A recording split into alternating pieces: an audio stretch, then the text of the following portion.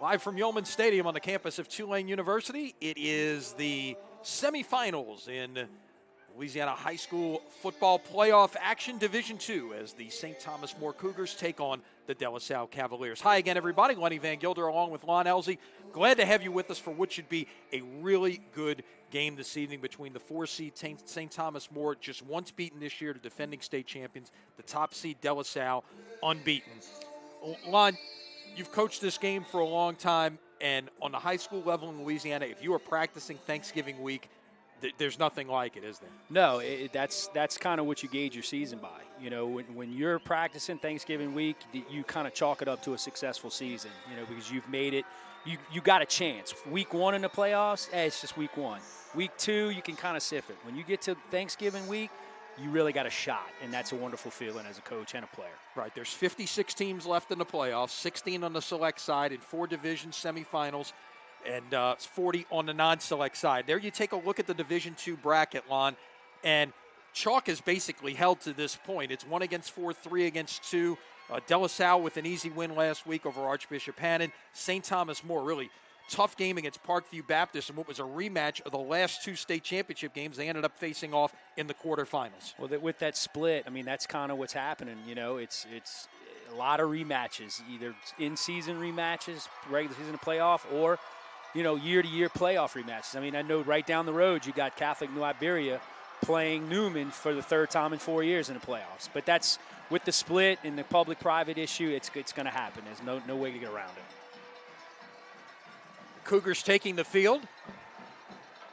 They will be occupying the far side bench this evening. As you look at things, and Cavaliers about ready to take the field as they are coming out. They will be occupying the near side bench as we look at things here at Yeoman Stadium. This matchup kind of intriguing, and I guess, you know, before we start talking X's and O's, it's this, Lon, and that St. Thomas More was a team that had never gotten to the Superdome until 2 years ago. Jim Hightower, one of the greatest coaches in Louisiana high school football history, number 2 on the all-time wins list behind J.T. Curtis, but until 2 years ago had never gotten to the Dome. Got there 2 years ago, finally got over that hump, lost to Parkview in the finals. Got back last year and defeated Parkview in the finals, finally getting that first state championship for St. Thomas More. Now you take things to the other side with De La Salle. They were in this very spot 1 year ago tonight, not here at Yeoman, at Joe Yenny Stadium, playing Parkview, number 1 seed, undefeated in the semifinals, 1 game away from finally getting to the Dome. Parkview jumped out, punched them in the mouth, got up 21-0 in the first quarter, and went on to a 34-14 victory. What you know about St. Thomas More and what they were able to do, how much does that experience of a year ago help these returning players for De La Salle? Oh, it's huge. I mean, they like I said earlier, with the Thanksgiving week, that semifinal week or quarterfinal week, when you get to that point, you know, you can taste it. So they've had that taste. It was right there in front. The carrot was dangling, you know, and they didn't get it done. And that's motivation for Coach Manali.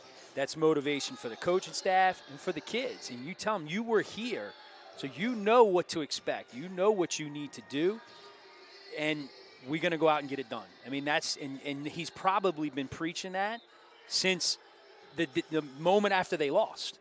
All offseason was, we're going to get back to where we were, and this time we're going to get the job done, and we're going to make it to the Dome. Now, unfortunately, he's got to play a guy on the other side and coach against who's been doing it for 42 years and 400-plus wins and has a ring. So it's going to be a tough task. But he's got the home field advantage. He's got some really good players. And, you know, it's a 2.5-hour road trip from Lafayette that these guys had to take. So it should be a great ball game. A lot of points. I'm hoping a lot of points are scored. An exciting game. You know, defense is going to be at a premium, and we'll see what happens. But I'm excited to see this. I'm happy for Coach Manali, Coach Jack Gillard. I'm happy to see Coach Hightower back in this spot again, because he's been doing it for so long. So it should be a great game. Captains meeting at the center of the field. Interestingly, for De La Salle, they send out 2 of their players who were injured last week, the left guard Walter Johnson and the linebacker Ashton Robinson, who tore up his knee badly on the first snap defensively against Archbishop Hannon a week ago. And they are out handling the coin toss duties for the Cavaliers. Yeah, number 2, Ashton Robinson, it's probably going to be a big blow for De La Salle defensively because, talking to defensive coordinator, Coach Jack Law before the game, in his scheme, having worked with him before, the will linebacker is a critical position in the 4-man front, the 4-3 defense that he likes to run and probably will run tonight. And that guy, that's his player. The Mike calls the shots, but the Will's got to be able to do a lot of things. And so losing him, as good a player as Coach Jack Law referred to him as, we'll see how that plays out and see what his replacement can do during the game. Cavaliers running through the banner, taking the field. We are getting set for football on a perfect night for football, by the way. Temperatures in the 60s, likely to drop into the 50s as this night goes along. The kind of weather you expect the night after Thanksgiving, and just a perfect night for football. When we get to the end of this night, one of these teams will be celebrating and getting ready to play 2 weeks from today for the Division II title in the Mercedes-Benz Superdome. The other will see their season come to an end. We will have the invocation followed by the Star-Spangled Banner here from Yeoman Stadium on the Tulane campus. Cavalier Marching Band, under the direction of Mr. Duncan Bray. Let us remember that we are in God's holy presence. Dear Lord, we pray for the safety of all of these Cavalier and Cougar athletes. Protect each one of them from all injury and harm, and let them each play to the best of their God-given abilities. Also grant to them, their coaches, the officials, as well as us, the fans, the strength to strive for good sportsmanship during this athletic event and to seek excellence in our everyday lives. As we approach the Christmas season and the birth of the baby Jesus, let us remember to be respectful and caring to all of our fellow man. In this we ask you, our Heavenly Father, St. John Baptist de La Salle, live Jesus in our hearts. Amen.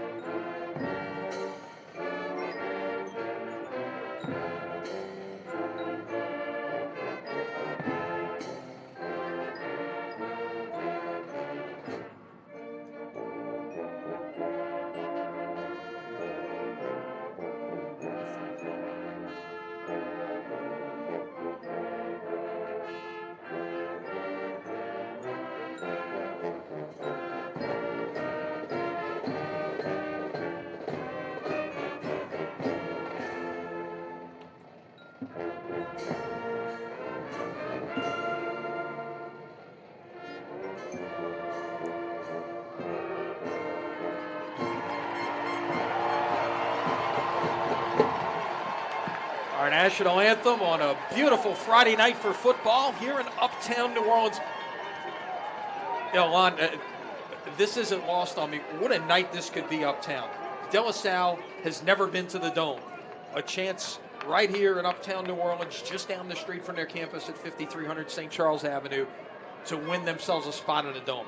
About a mile from here, Newman getting ready to take on Catholic of New Iberia, despite all of those players named Manning and Beckham that have come through the halls on Jefferson Avenue.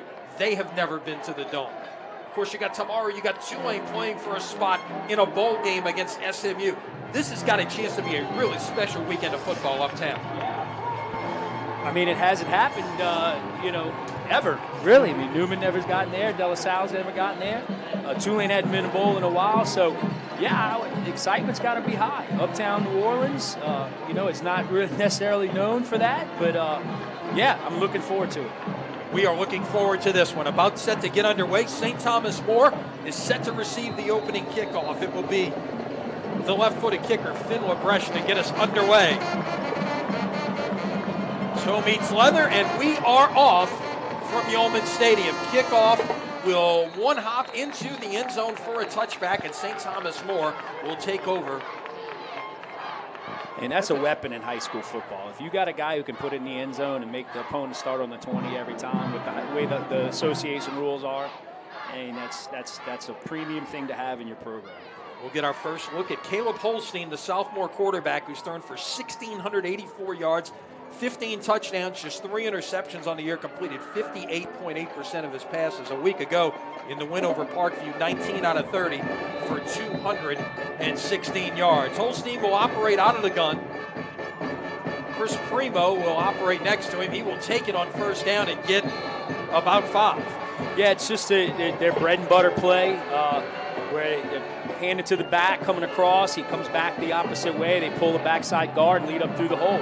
5-yard gain. And you know it's coming, but they execute it well. We thought STM might operate a little more deliberately, but they're going without a huddle. No here. huddle, Second and 5 from the 25. Holstein back to throw. It is broken up. A nice job on defense right there by Noble Scott, the senior cornerback.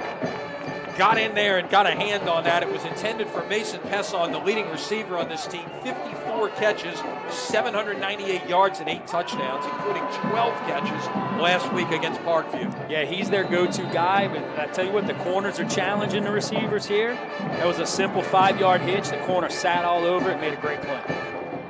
3rd and 5 at the 25.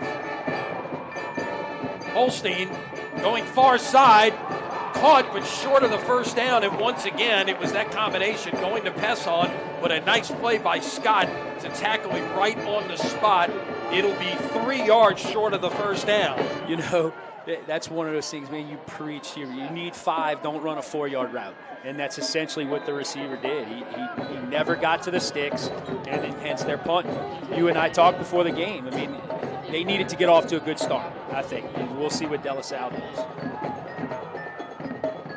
St. Thomas More only had 10 on the field, it appears. Now they'll get the 11th guy out there. That is the punter and the kicker, Trevor Robertson. This will be fielded at the 40-yard line. That is B.J. Randall.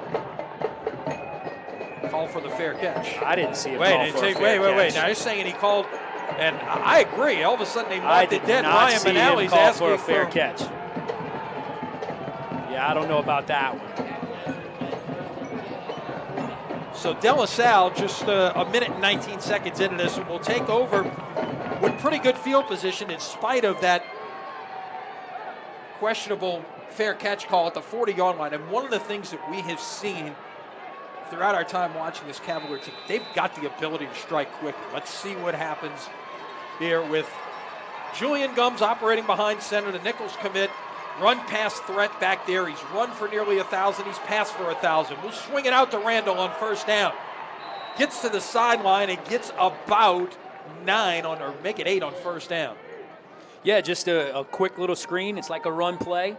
Guy motions across the formation, throw a little swing, receivers block. That's probably part of their running game. I know Coach Manali. That's a run play to them. On 2nd down and 2. It's Kendall Collins lined up next to Gums in the backfield. We'll fake the give and take it straight ahead. Gums has the first down into St. Thomas More territory at the 48-yard line.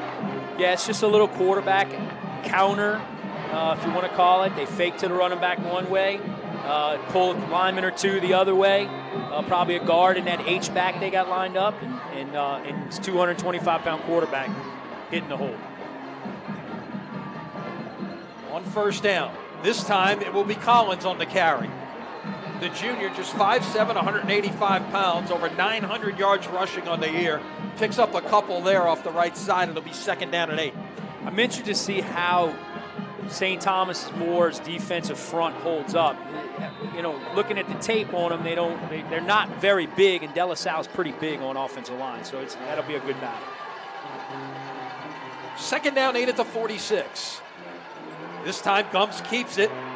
It seems like St. Thomas More has people there, but Gums has enough wiggle to turn what seemed like might be a 1-yard gain into a 4-yard gain. I mean, he's their guy.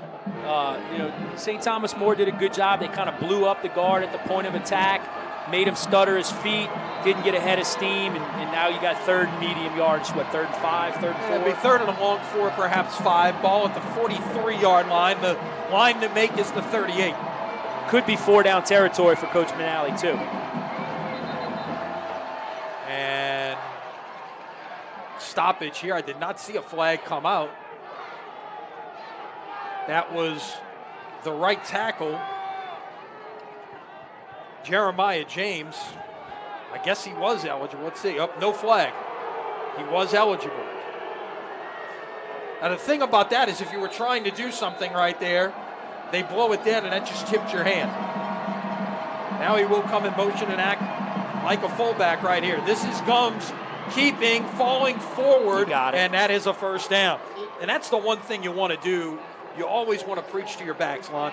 Fall forward and make sure you get that extra yard, and that's exactly what happened right there. He needed about 5 basically, and he got 6. Yeah, we offensive coaches, we call that get your shoulder pad. You got to be leaning. Those shoulder pads have to be out over your toes so that when you do fall, you fall forward. But I tell you what, they do some stuff kind of Matt Canada-ish, moving formations and different things like that at De La Salle.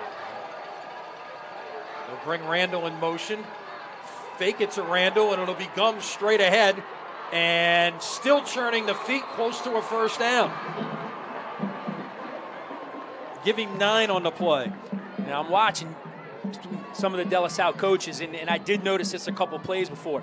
De La Salle's running the counter, and when that guard gets to that defensive end, the defensive end is hitting him below the waist, kind of cut blocking him, chopping him, which is illegal in high school football because you can't block below the waist other than initial contact. So if a guard's pulling and a defensive end tries to take him low, the flag should be thrown, and they're complaining about that.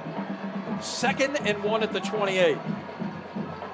This time it is Collins, but it's nicely defended there as the St. Thomas More defensive end got in the backfield that time. That was Brandon Gannon. It really disrupted that play, forced it back upfield for a loss of 1. Yeah, they brought pressure there. They sent 6.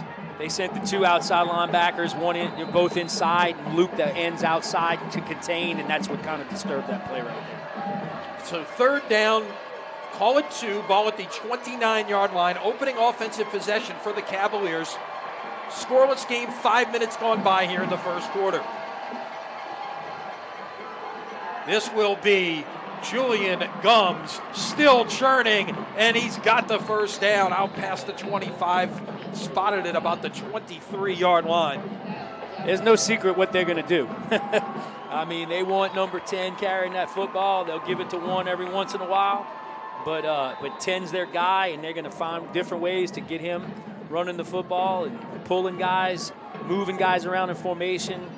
That's their guy. Yeah, since we saw that opening pass, that little screen pass to Randall, it has been 7 consecutive runs since then.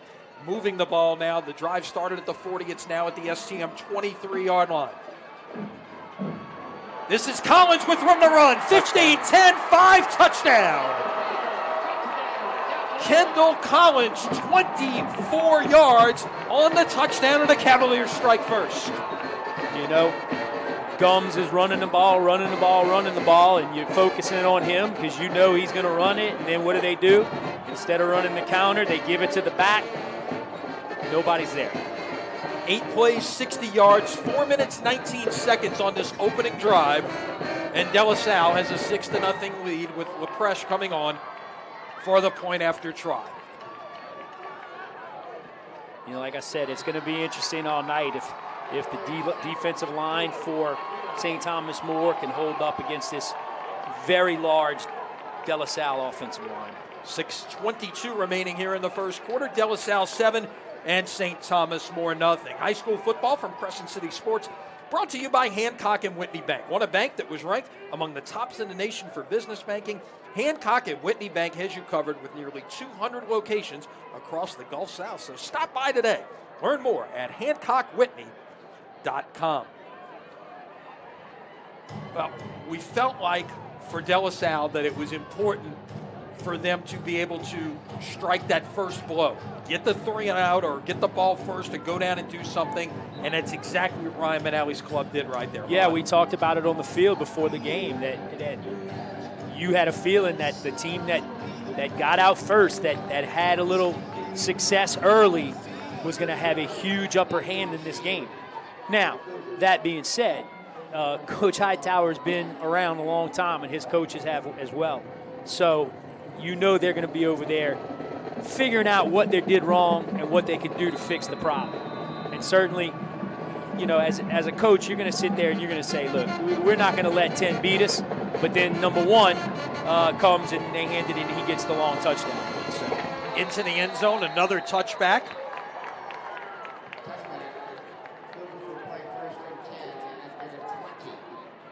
And so St. Thomas More will begin their second possession also at the 20-yard line. Well, the key for St. Thomas More right here is don't panic. There's no reason to panic. Don't start throwing it all. Keep doing what you do. You got here for a reason. You got here doing what you do best. Keep doing it. It's still the first quarter. It's 7-0. You're not out of this football game by any stretch. From the 20, it will be on the run this time.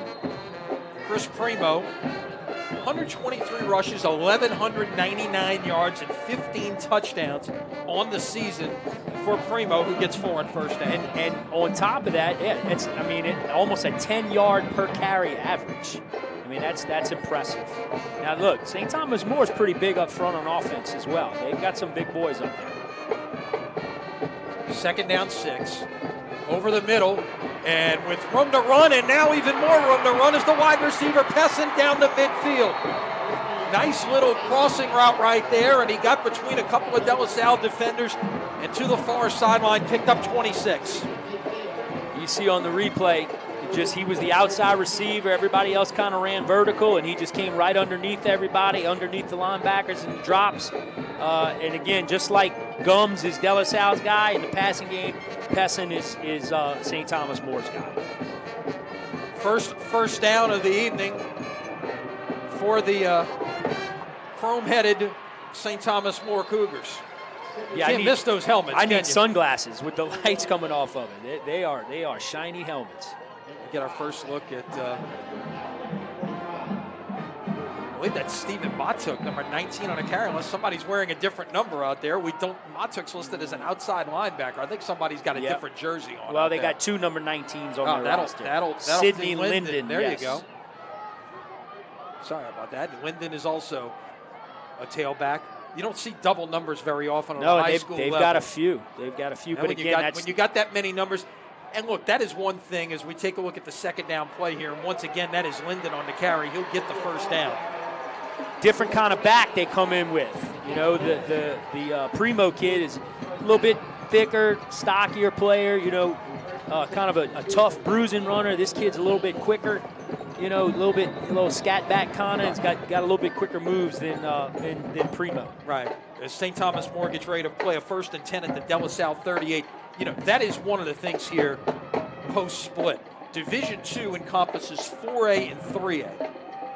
As this will now be Primo on the carry, and he is brought down. Nice play from the backside by Jamiron James, who's playing on the field that he's going to play on the next 4 years. He's a Tulane commit, the number 21 ranked prospect in Louisiana by 24/7 Sports. Gain of 2 on the play. But STM is a 4A school and a very high 4A school in terms of enrollment. They're right on the top edge of that, whereas De La Salle is a 3A school. So in terms of sheer school size, it's edged St. Thomas More, and you can see it just in the numbers on both benches. Oh, absolutely. I mean, 2nd and 8, they'll take a shot up deep, and that is overthrown, and there will be a flag, and that looked like incidental contact. Yeah, that was a tough call right there, Lenny. He didn't get his head around to find the ball, but it looked like their feet just got kind of tangled up. And the St. Thomas More, you look at the replay. Yeah, that's a tough call, and the official was right there. He certainly had a better view than we do from way up here. Yeah, but we're up high. From here, I don't know about that one. That was a little touchy there. That was intended for Grant Arsenault. Yeah, what they did, they were trying to take advantage of De La Salle's aggressiveness with the corners and kind of did a little pump like they were going to run the screen, and then the guy slipped the block and they tried to get by it, but the corner did a good job recovering there. So 15 yards on the DPI penalty will make it first down 10.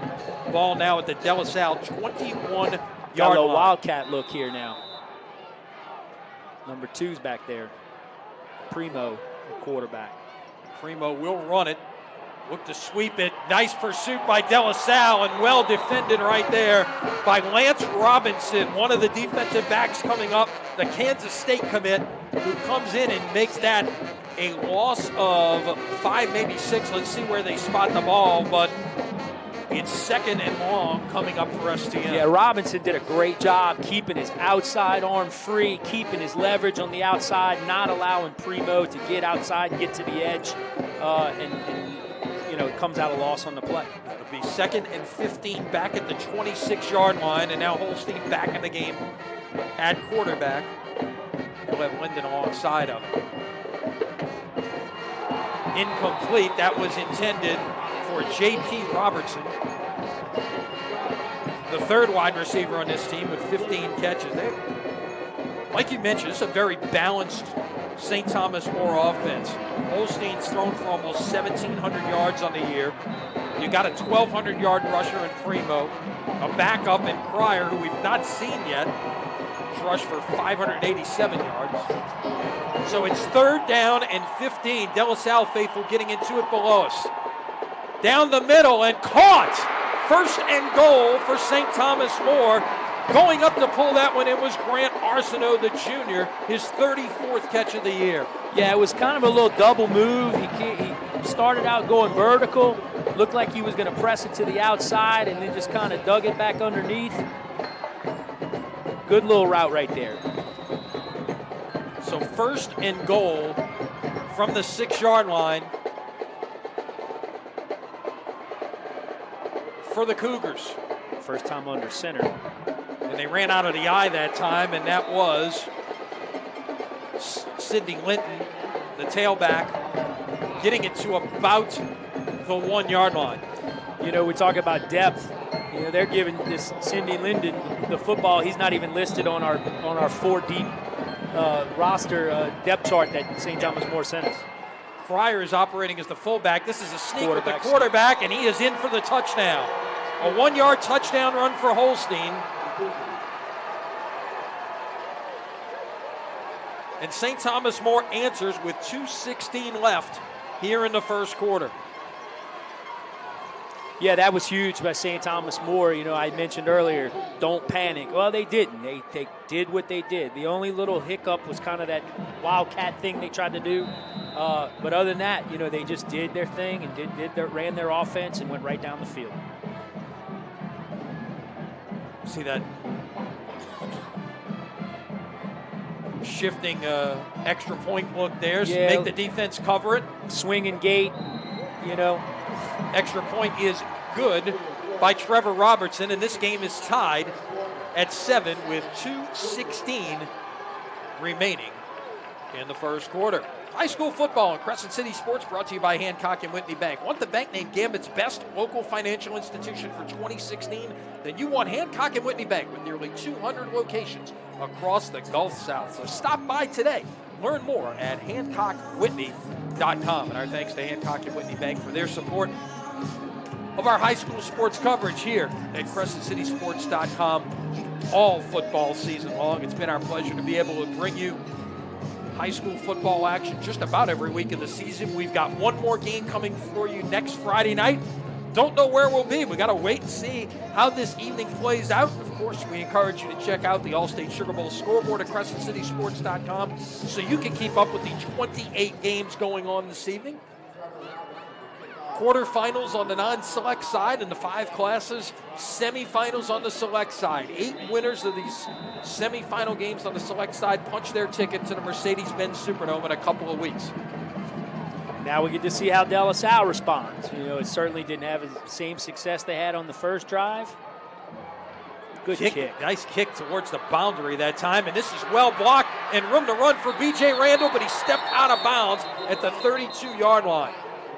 He had a little bit of a seam there. He did. If he wouldn't have stepped on out of bounds and it was real close, he might have scored on that. I believe it was Randall that we saw who ran back the opening kickoff for a touchdown against Carr when we did their game back in week 3. So if you kick the ball down in the corner like that, the one thing you can't have happen is have him run right back up the sideline. There's a reason you're kicking it down there, to kind of pin him in, use the sideline as a defender.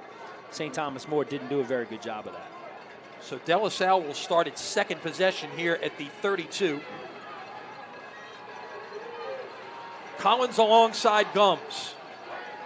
Bring one of the wide receivers in motion. This is Collins, who wrapped up the first drive with a 24-yard touchdown run. Carries that one off right guard. Probably got about 5. It'll be 2nd and 5 for the Cavaliers. Yeah, interesting. The receiver came in motion and went behind Gums that time rather than across. And when he, off the fake, ran a little option fake off the backside. We'll see if they come back to that later. That was Aaron Marquez. Leads his team with 510 receiving yards. Give it away again. Collins will get 2, maybe 3. Up near the 40-yard line. It'll be 3rd down and manageable for this De La Salle offense. Probably about 2.5 to go, Juan. And that's, when you're an offense that really is run first like the Cavaliers are, you've really got to try to stay on schedule. Yeah, I mean, you got to stay. Don't get behind the chains. I mean, that's as an offensive coach, you never want to be behind the chains. And if I was a bet man, I would say number 10 is going to carry the football right here. See what happens on 3rd down, about 2.5. It will be Gums, tripped up in the backfield, but breaks an ankle tackle and falls forward to the 46-yard line for a 1st down. And again, that kind of shows you how good up front they are. De La Salle is, I would say 90% of the people in the stands knew number 10, Julian Gums, was going to carry the football. And he did the same thing he did in the first drive, and they still picked up 8-10 yards. We have seen already a couple of 3rd down conversions. Now St. Thomas More stacking the box. Got 8 in the box. This will be Collins coming back this way for a gain of about 4. Yeah, they're bringing that safety down and playing 8 in the box. Because they're getting punched in the mouth a little bit defensively. And they're going to have to do something to stop the run. Because like you said, they've thrown one pass, the first play of the game. Other than that, they've run the ball every other time. And when they start walking that guy up, then you got to start thinking about play action if you're the Cavaliers. This will be Collins again on 2nd down 6. Room to run off the right side. He will get the 1st down. See, what will be the final play of the first quarter? Yeah, the extra guy they brought up, he was right there to make tackle. And the running back made a move in the hole, number 1, and made a missed tackle, got the 1st down.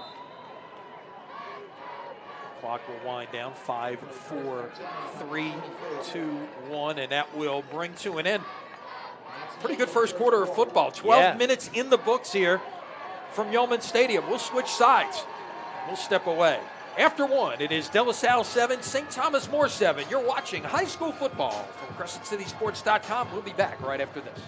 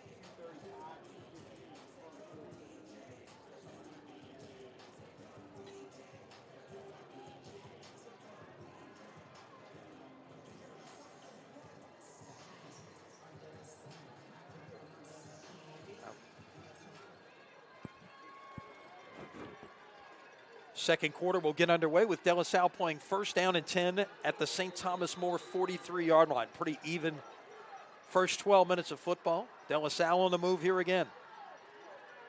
Give it away to the running back, Kendall Collins, and that was a backup defensive lineman, Burke Matthews, on the tackle. You were noticing there at the quarter line that they've tried to get a little bigger up front to try to deal with this De La Salle running game. Matthews is about 290, so they're trying to get some beef up there, try to stop this running game.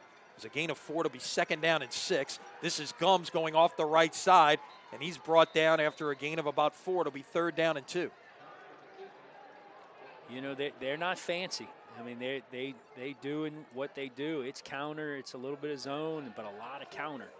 You know, St. Thomas More is going to have to figure out what they're going to do there, whether they're going to keep letting them get kicked and letting Gums get up in the inside there or what. But, you know, I know they prepared for it, but they need to do a better job defending it.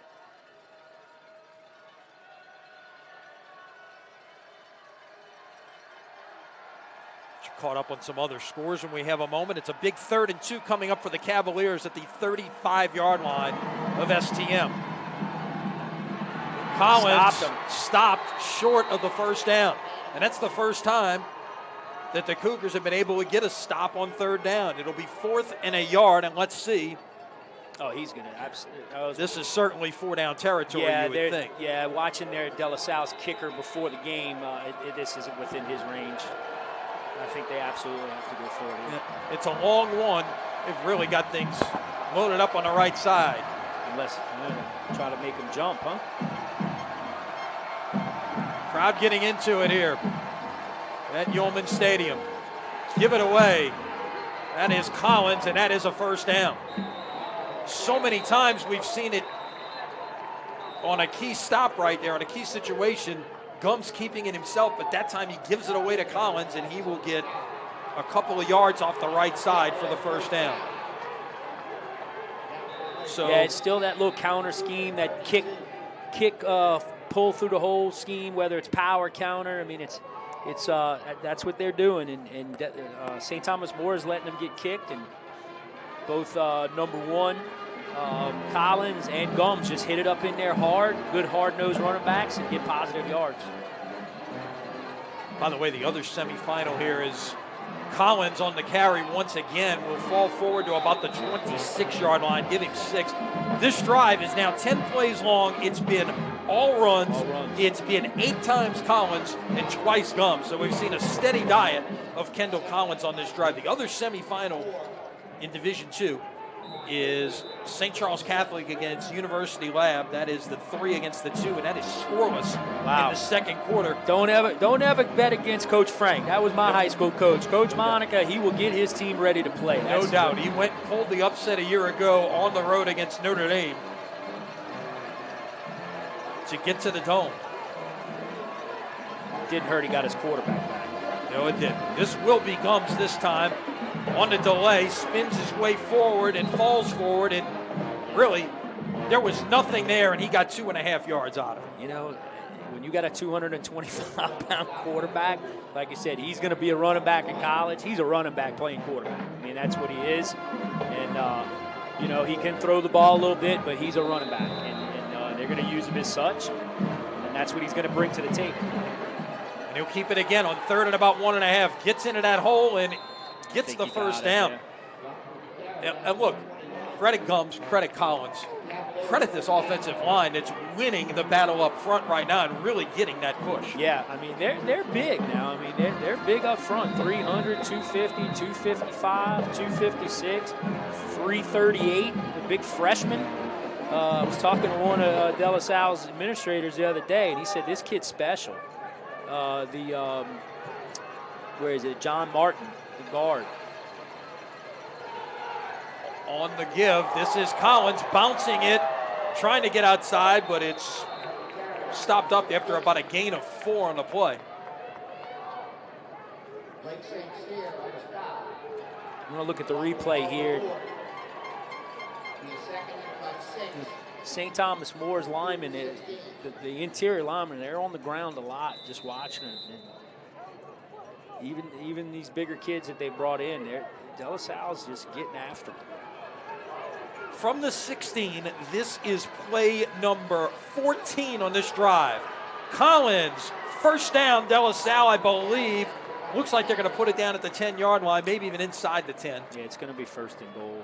So it'll be First and goal, it is right at the 10-yard line. And this has been Collins and Gums. 4, 5, 6, 7, 8, 10 carries for Collins on this drive, 4 for Gums. This will be play number 15 coming up. Okay, we know Coach Manali, Coach at Rommel. If they were wearing the red, the other different color red, you'd think you were watching Rommel right here back in the day. Flag on the play as Gums on the keeper. It came from the backfield. I'm not sure if we had it. I think it's going to be like a legal formation or something. Perhaps, yeah. They had, or maybe 2 men moving at the snap, perhaps. I don't know. Yeah, As Collins was in motion. Could be a shift. The referee threw it. Yeah, it is indeed an illegal shift.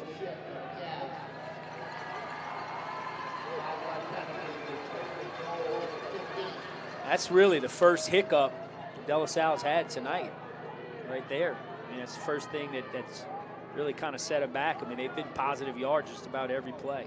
But we talked, and now we're behind the chains, so let's see what happens here. Are they going to keep doing what they're doing? They're going to try to throw the ball, maybe catch St. Thomas more sleeping? Because now you're first and goal in the 15, and with the shorter field being in the red zone. So this looks like a power formation, if anything, although you got 2 wide receivers to the bottom. Now Collins in motion. Gums again will keep. Draw. There's a quarterback draw, and he falls forward to about the 7-yard line, or 7.5. Get you maybe the 8, but that's pretty close to being back on schedule right now. Yeah, and he was first touched about the 13-yard line and just kept those legs moving. Got that shoulder pad lean, and he ends up on the 7-8 yard line. So thus far, De La Salle has run 24 plays offensively. We saw him pass on the first play, a little screen pass to Randall, and we've seen 23 consecutive runs since then. And it's either been number 1 or number 10 touching the football. Now trips to the top of the screen here. It will be Gums on the keeper, 5 falling forward and in for the touchdown. Julian Gums caps off a 16-play, 68-yard drive, every one of them on the ground, and De La Salle regains the lead 13-7. It's just counter again. They're pulling a guard, pulling the H back, the guy lined up in the backfield, and just, St. Thomas More knows what's coming. De La Salle's winning the battle around scrimmage. That took 8 minutes and 12 seconds off the clock. You talk about sounding Rummel-esque. That's the kind of drives that Jay Roth looked to pull out before this year. Before this year, yes. All right, we'll take a timeout. 6:04 to play second quarter. De La Salle 14, St. Thomas More 7. Back after this, you're watching high school football from Crescent City Sports.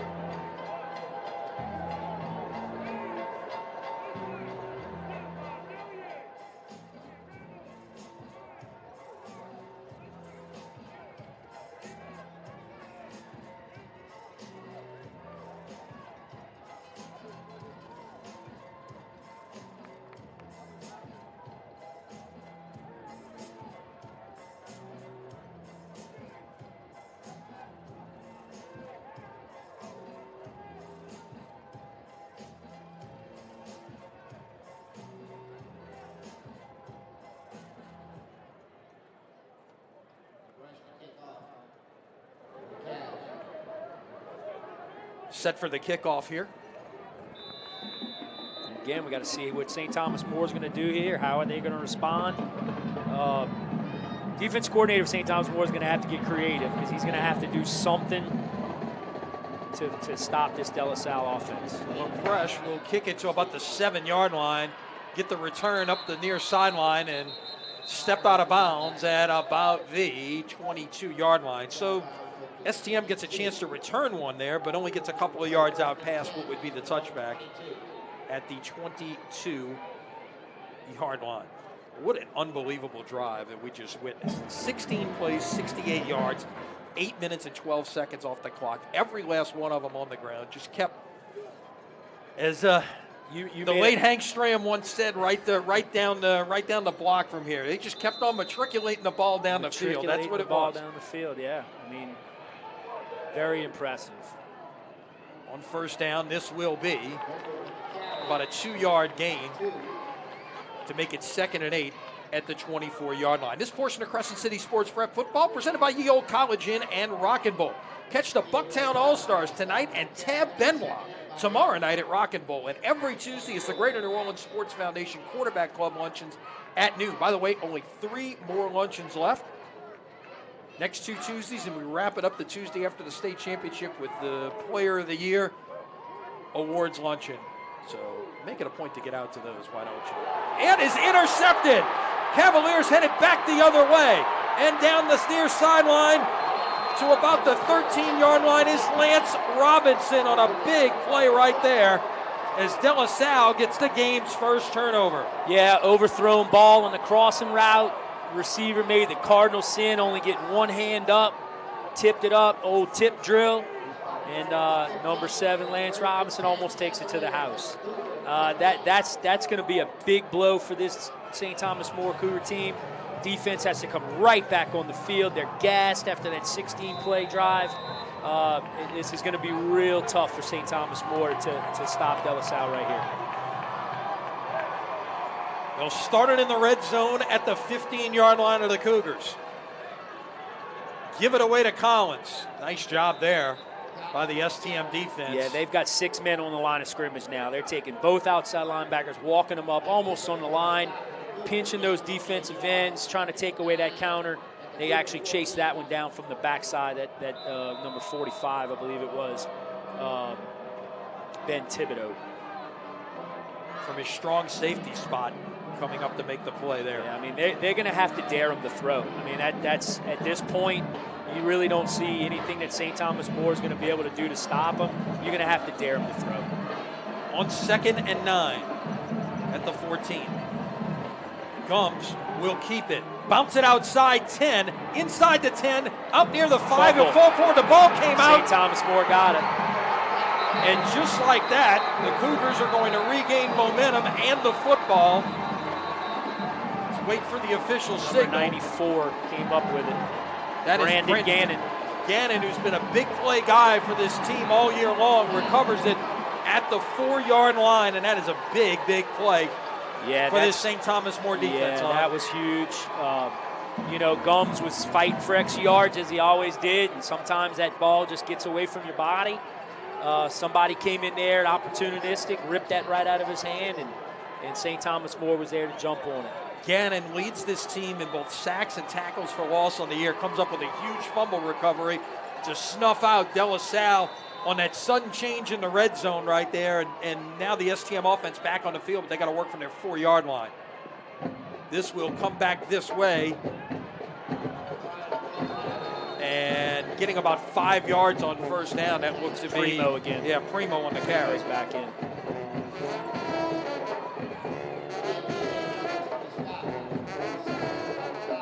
Spotted at the 9, 2nd down 5.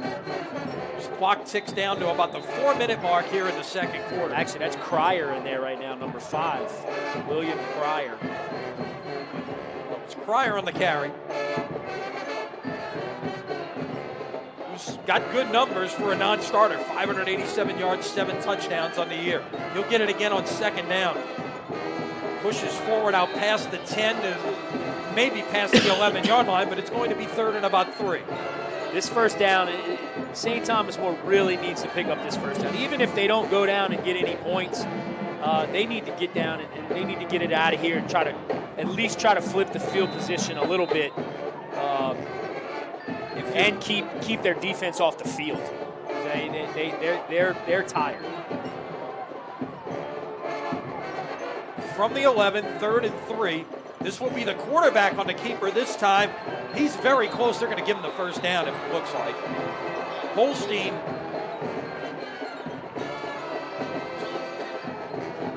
I believe kept it right there. No, that was sick. That was Holstein. That was running the other quarterback. Yeah, that was Peyton Landry, number 16, the senior. So they're pulling out lots of different stops here early on with some different looks. We've seen Wildcat. That time we saw Landry picking up the 3 yards needed on 3rd and 3, and that will move the sticks. Now back to Primo. Nice will throw block the by screen number pass to 79. Cryer. Breaks a tackle. Nearly broke another. Late flag comes in. Let's see what this is. The center, Landon Burton, did a great job springing that.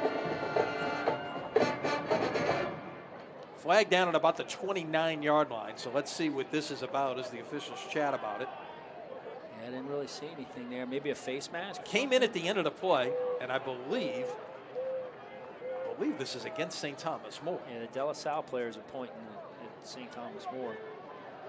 But it was right at the end of the play.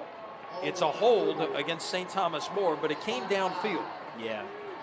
It's a spot foul, so really kind of puts them right back in 1st and 10 again. That's you kind of a different thing at the high school game.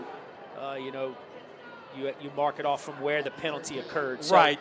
You get that in the college and the pro game as well, but unlike that in a high school game, it's wherever it is. So if it happens 3 yards in the backfield, you mark it from there, exactly, and you really get it. Exactly. But it was a downfield play, so it'll go as a gain of 9 on the pass and then a 10-yard penalty. So it's 1st and 11 at the 13-yard line. Holstein, here comes the blitzer off the edge. That is Jordan Clark, the junior linebacker, gets the sack at the 7-yard line. Yeah, he came untouched.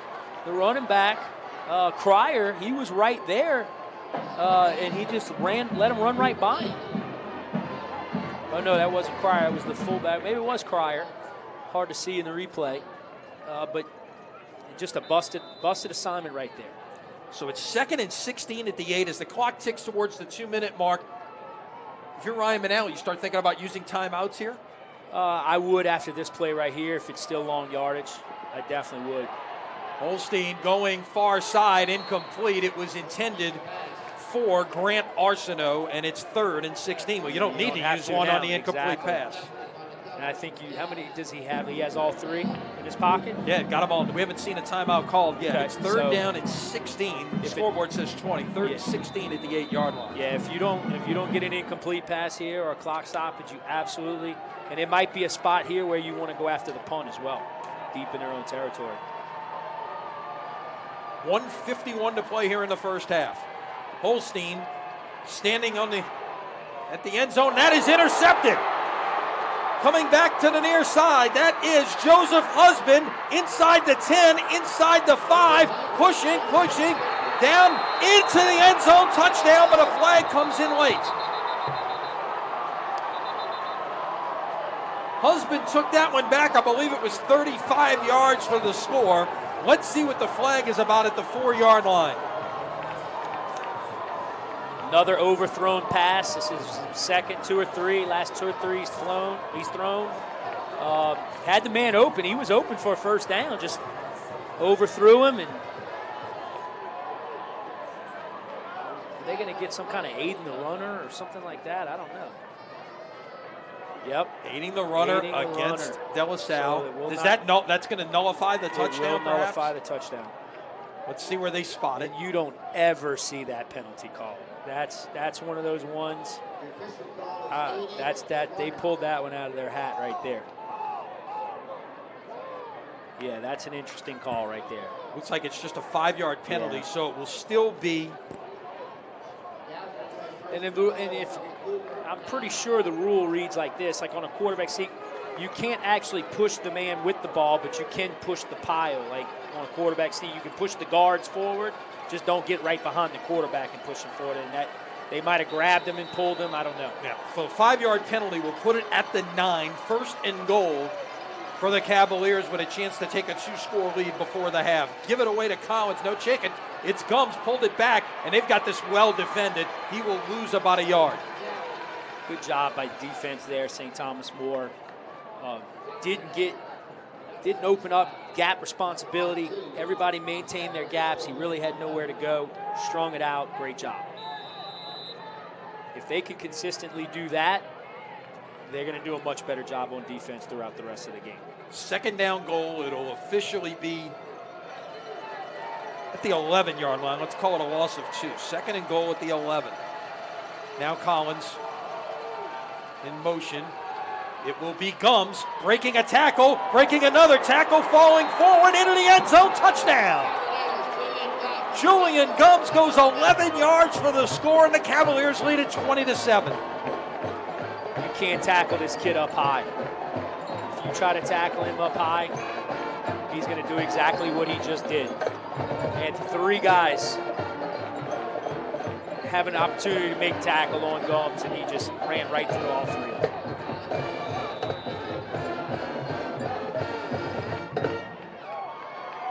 LaBreche for the point after to make this 21-7. And it's good. 50 seconds remaining in the first half. We talked about using the timeouts, trying to get another shot.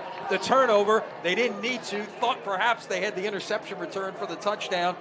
Got that unusual aiding the runner call. Brought it back out to the 9-yard line, but that just meant Julian Gums was getting the job done. Yeah, well, I mentioned to you before the broadcast, Lanny, that St. Thomas More was plus 17 in the turnover ratio on the season. They're -1 today. And it's showing on the scoreboard, especially both of them on their side of the field, giving up the football. This portion of Crescent City Sports Prep Football presented by Yale College Inn and Rock and Bowl. College Inn, a true New Orleans farm-to-table restaurant, open Tuesday through Saturday for dinner. The home of the New Orleans Prep Sports Hall of Fame, not that far away from us here at Yeoman Stadium. Just down on South Carrollton Avenue, where it's been a 2-lane tradition for so many years. I love that place.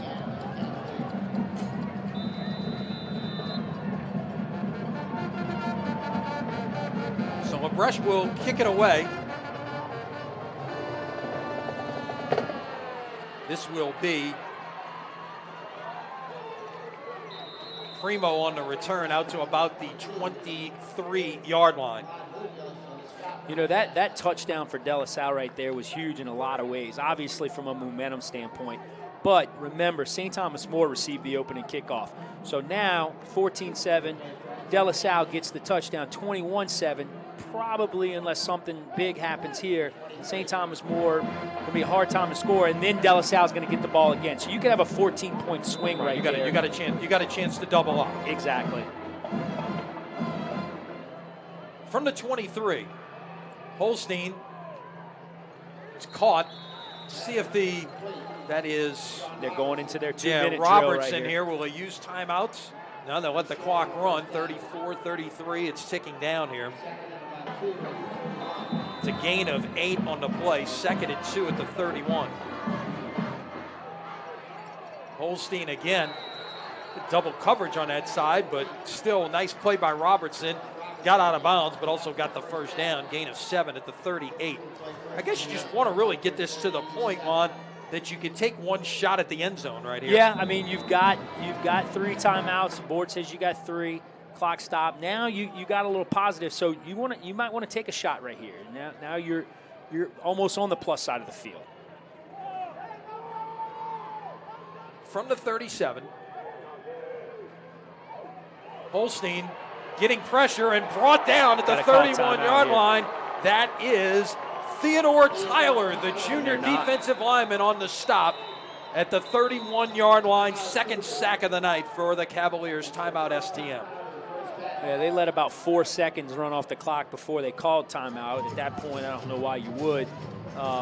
But De La Salle's doing a great job getting pressure. They're playing some games up front. Coach Jacquelard's got them doing some little tech stunts and ego stunts with the ends and the tackles looping around each other. A lot of times you see that at the college game, pro game. Sometimes that can cause a lot of issues up front on your offensive line, especially if you don't see it a lot. Certainly wouldn't be doing that in a regular situation, but certainly in a 2-minute type situation, you want to try to get pressure on the quarterback. And then number 6, Holstein, you can't take the sack right there. You need to throw that football away. Looking at some of the scores here early on. 5A quarterfinals, Hahnville leading Covington 14-7 second quarter. What a matchup of running backs that is there. As they will run the draw play on 2nd and 15 and room to run to the outside, and a nice job by Joseph Husband to bring down Sidney Linton down at the 42 or 43-yard line. 1 second left after the gain of 25 right there by Linden. They'll use the timeout. And now you got, like we said, you got that one shot to perhaps be able to reach the end zone. We Pass don't know interference. we don't know the arm strength of Holstein now. watching their kicker warm up, it looks like their kicker has a leg. If you do get the pass interference call and it's 15 yards, he might be able to get it there for the 28-yard line. Yeah, he definitely showed he had a little bit of leg strength. It's the punter and the kicker's the same player, correct? Yes. Say what? He could punt the ball. I watched him punting in pregame. He could punt the ball pretty good. We'll update the other semifinal game for you in Division II. Now second quarter, University Lab leading St. Charles Catholic 10-0. The other select semifinals, second quarter, John Curtis leads Scotlandville 8-0. That's in Division I. And first quarter last we had Evangeline Catholic 6-0. You go over to the Division III side, second quarter, Catholic New Iberia leading Newman 7-0. That, of course, is part of the original tonight on WGSO 990 AM. And in second quarter, Riverside on the road leading Notre Dame 10-7. Wow. Trips to the bottom of the field here. Holstein will roll. He's got to let it fly. He does. It is tipped and it was caught. It was caught, but it's incomplete incomplete now. But it looked like somebody might have had a hand on it, but was outside the end zone at the 3-yard line. I tell you what, if you show that replay, one of the De La Salle players got away with pass interference. He literally pushed the St. Thomas More player in the back forward, if we can see it. Right there. I mean, just right in the back, wasn't seen. You know, when you have all those players all up in there, it's hard for those officials to see, and we have the luxury of a replay. Exactly. But no, it definitely they have an argument for a penalty right there. Well, we have come to halftime, and what has been an outstanding first half for the number 1 seed and undefeated De La Salle Cavaliers. They will go to the locker room with a 21-7 lead. We will take a break, come back with some analysis, catch you up on all the scores around the state, and much more. 21-7 De La Salle. You're watching high school football from CrescentCitySports.com. 20-time and current reigning UVA national champions in Palm and Jet.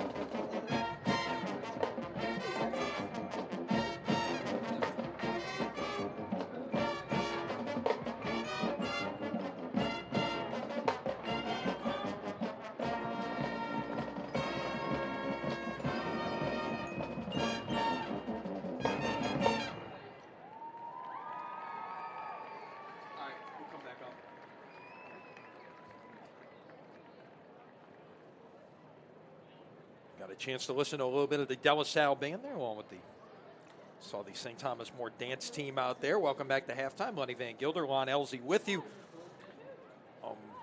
What has been a first half that is probably closer to the 21-7 score might indicate, I guess, Lon. You look at the numbers, they're fairly even.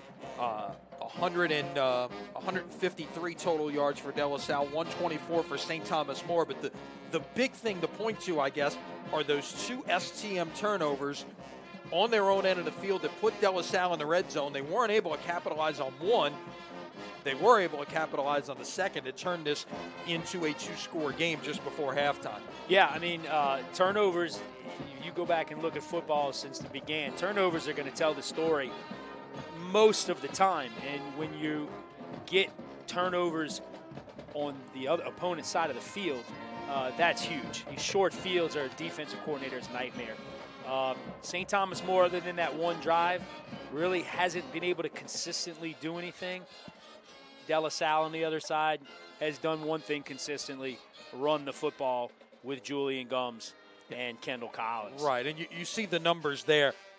The rushing numbers, 145, just 8 passing yards. That was on the first play. Yeah. They've run it 28 consecutive times since then. And I was going to get to this a little bit in the second quarter. All right, you're running the ball, grinding it out, just continuing to move the sticks. At what point, or do you go ahead and run that play action and take a shot, sending somebody, down the seam or, down the field to try to maybe get that 8th, 9th defender back out of the box? Do you make them stop you first, or do you just go ahead and try to do it? No, I think you do. And usually you have a coach in the box who's watching for that. Whatever you do in your offense, I know, on offense that I'm comfortable with running, naked bootlegs were a huge part of the offense. So you have somebody watching those defensive ends. When are they biting? When are they not respecting the bootleg? And that's when you call it. Coach McNally's going to have somebody watching. Can we take a shot? I think you have to. But at the same time, it has to be in an opportune time. You don't want to do it deep in your own territory, risk something bad happening. I think it's something after you pound them, and they're on their heels a little bit like they've been doing. Take your one shot. Down and distance might factor into that. The old adage, second and short, take your shot, because you're going to pick it up on third and short, especially with Gums and Collins back there. So I'm sure it's in the game plan. But again, as the head coach, offense coordinator, you need to decide, is it worth doing? It usually is.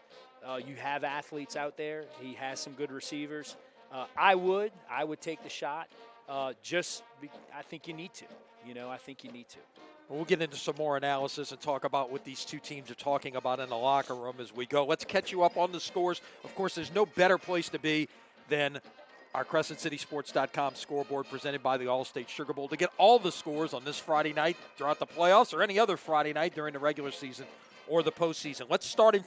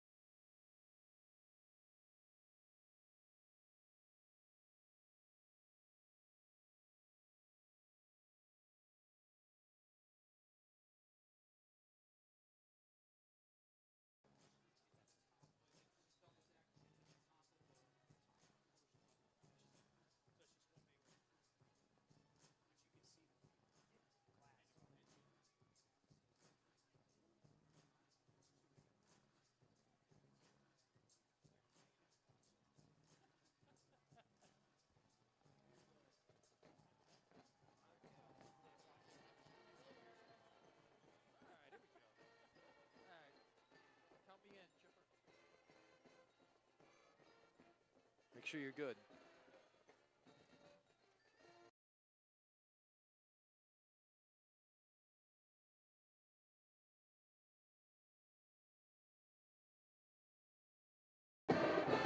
Getting set for the start of the third quarter here at Yeoman Stadium on the campus of Tulane University. Lenny Van Gilder along with Lon Elsie. De La Salle will receive the second half kickoff. And we will see just some of those things that we talked about, what kind of adjustments we see on both sides, as it were. You know, there's a few things St. Thomas More can do. I'm sure they play a 4-man front, they could go to a 5-man front. Put in another lineman or an outside backer, walk them up on the line of scrimmage and try to not let those linemen get double teams for De La Salle or get up to the second level on their linebackers. Can slant, twist, do some games to confuse the De La Salle linemen. You got to do something because what you're doing is not working with the statistics the way they are. Away we go in quarter number 3, and the kick is deep, and this will go into the end zone for a touchback. So the Cavaliers will start at their 20. First play of the first quarter for the De La Salle offense was a pass. That was the only pass we saw in the first half. We saw 14 runs by both Julian Gums and Kendall Collins. So 28 straight runs after that first play. Collins, 14 carries for 68 yards and a touchdown. Gums, 14 carries for 77 yards. Actually 2 touchdowns, I believe, for Gums, if I'm not mistaken. Yeah, I think he had 2. But if you're Coach Manali, you really don't have any reason to change what you're doing. They'll give it away on first down. This will be Collins looking to bounce it outside, breaks an ankle tackle, 25-30. Ball is out, and it is loose, and it will belong to St. Thomas More. Collins got stripped as he got to the near sideline, and just like that, St. Thomas More forces a fumble on the first play of the second half. He had the ball in the right hand. He was getting to the sideline. He went to switch it to the left arm. You see on the replay, relaxed a second. There it comes out. It was Paul Laborde, the leading tackler on the St. Thomas More team, 154 tackles on the year, who made the play. He's their career leading tackler, the St. Thomas More. He has more tackles than anybody in the history of the program, number 41. So STM will start at the De La Salle 31-yard line. Now you get this sudden change. It's up to the Cavalier defense to try to get a stop right here. To the air on first down on the inside slant, 20 down to near the 15-yard line. That is Mason Pesson, whose names we haven't called an awful lot other than early in this game. They'd kind of gone to some other receivers, and now Pesson comes up with a 14-yard catch and a first down. Good little route. He pushed it up the field, looked like he was breaking out, and then kind of did a little China route, a little squirrel route back underneath, right in the hole. Cougars in the red zone at the 17. Give it away this time. That is Sidney Linden, who we saw quite a bit of in the first half. Carried it 4 times for 42 yards, including a 25-yarder right before the end of the first half. I think he gives them a little something different running the football than Primo does. He's just a little quicker. He's got a little bit more wiggle to him. Primo, unofficial, held to 8 yards in the first half. And flag on the play. Offsides on De La Salle. They were coming with pressure. Number 45, Jordan Clark, was going to blitz from the outside, and he just didn't watch the football and jumped offsides. So it will be first and goal at the 6-yard line.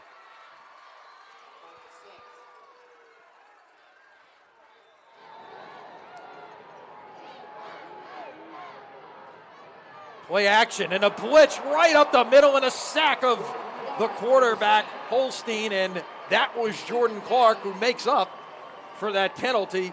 He comes away with his second sack of the night, a loss of 7. He came right through the A-gap, untouched, just a missed assignment by the offensive line. Whatever the protection was, they slid it, and he just, when you do that little fake to the back all the time, it's hard for him to get into protection, is exactly what they did, that little flash fake. So second down and goal at the 13.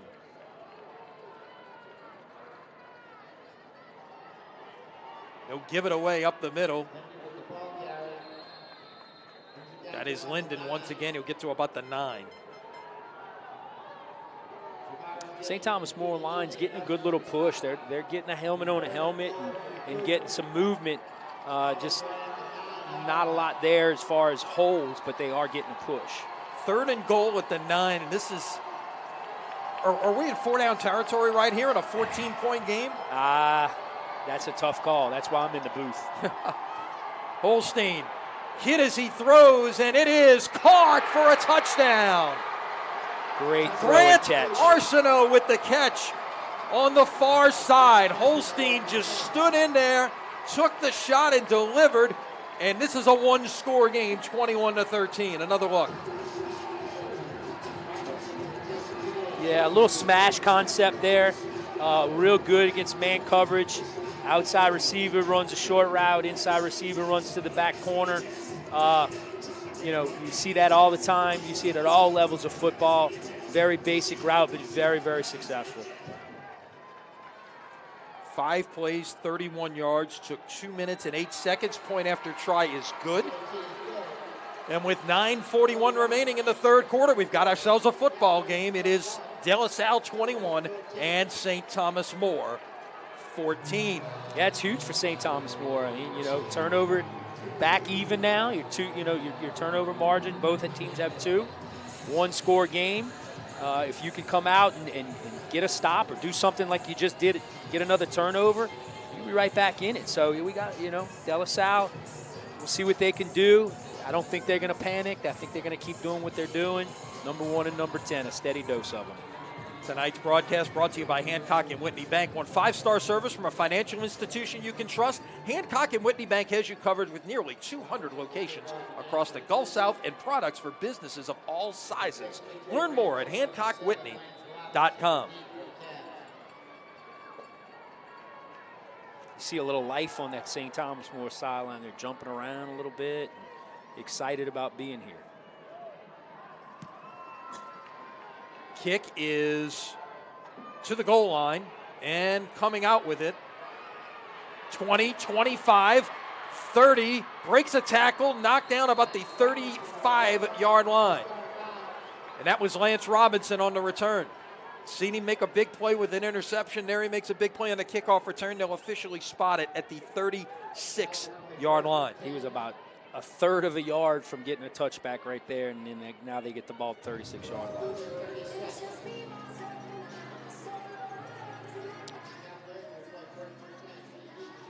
Going to have a different running back in the game. Collins is on the sideline. Oh, they're going empty. No running back.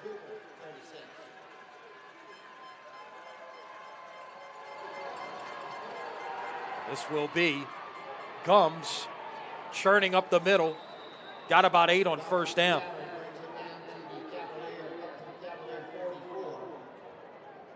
Give him 8. 2nd down and 2 at the 44-yard line. And this was the situation you were talking about at halftime, Lon. 2nd and short, maybe this is the time you take a shot with some play action right here. Yeah, you certainly couldn't fault them for doing that. You're trying to take the momentum away from St. Thomas More.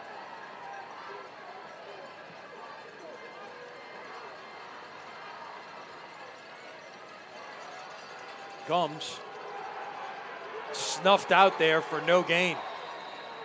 Nice penetration that time from the St. Thomas More defensive line. Brandon Gannon among those who was in on the stop. It'll be 3rd and 2. You're seeing Collins is coming back in the game, going with the running back again. They had Kendall Baker in, the fullback. Now they'll go trips to the top.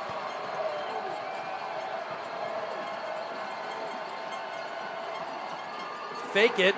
This is Gums, and he is not going to get there.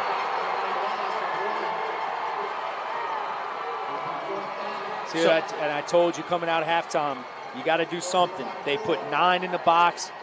They manned up. Now they're getting excited. Momentum's changing a little bit now. That fumble on the first play of the second half has seemingly flipped the momentum right here. Go in, you get a score, come out, get a 3-and-out after the kickoff. Gums is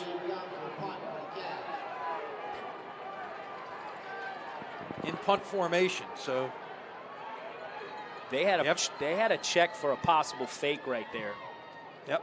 With his good punt that time by Gums. It will roll. Wow. Roll inside the 10, inside the 5, and this is going to be down right at the 5-yard line. It'll be a 52-yard punt for Gums. And now at least you flip the field right here. That's huge. But I was watching Coach Manala, the players were looking at him, and he gave a little signal like, no, no, no, and possibly a check for a possible fake if they got the look that they wanted. But turned out well for De La Salle right there on the punt, pinning him inside the 5. So it's 7:12 remaining here in the third quarter. St. Thomas More will take over on offense. High school football from Crescent City Sports brought to you by Hancock and Whitney Bank. Every business needs a partner they can trust, so go with Hancock and Whitney Bank. Voted 2017's best New Orleans area bank by City Business. See how they can help you take your business to the next level at HancockWhitney.com.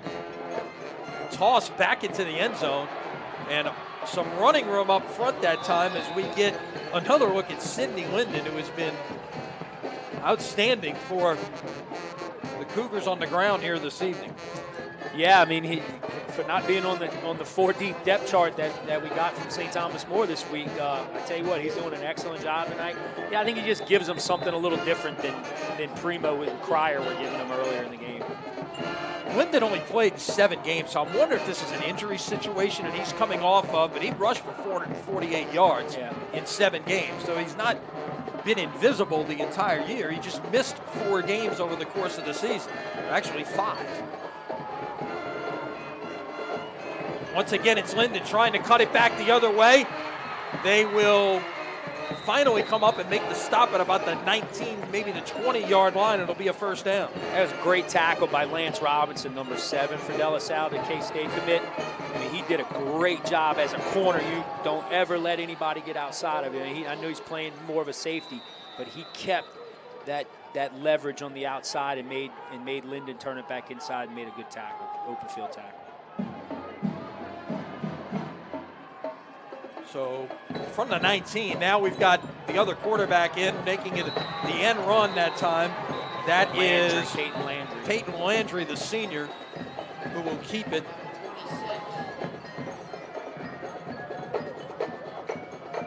You knew Coach Hightower was going to get his guys ready to play in the second half. You know, you don't win 400-plus games without being able to coach.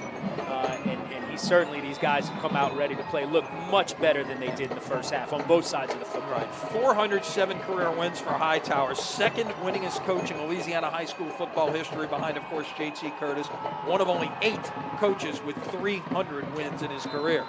That looks like it will be very close to a first down. We got to wait for the official spot. That was Primo on the carry, I believe. Dallas lineman hurt for St. Thomas More. The center, Landon Burton. That could change everything right there when you get your center injured, because obviously that involves center quarterback exchange and, you know, the different things you're going to do. A lot of times center making the calls on the line. Blitz pickups, you know. Worked for Coach Barry Wilson for 10 years, and his track record certainly, you know, playing at LSU and coaching in college for 35 years, an offensive line coach. And the one thing he told me when I first started working for him, he said, if you're going to be successful, you better be strong up the middle. It means you better have a good center. So we'll see what the backup's able to do here. Looks like 60. 50, I thought it's either 64 or 54. 64 is Jonathan Harding, the starting right tackle. That's 50. That's 54 who's actually going to go in. That's a junior Henry Koch, 5'10", 215-pounder. It did not look too serious with Burton leaving the field, but he's got to leave the field for a play, and this is a huge play in this football game, 3rd and 1. And if you're those other 4 guys, you're telling him in the huddle, you got this, man. We do this all the time in practice. 3rd and 1 at the 28. Running out of the eye, a little sluggish at the beginning there, but they bounce it outside, and that was Will Cryer wind up in the fullback spot.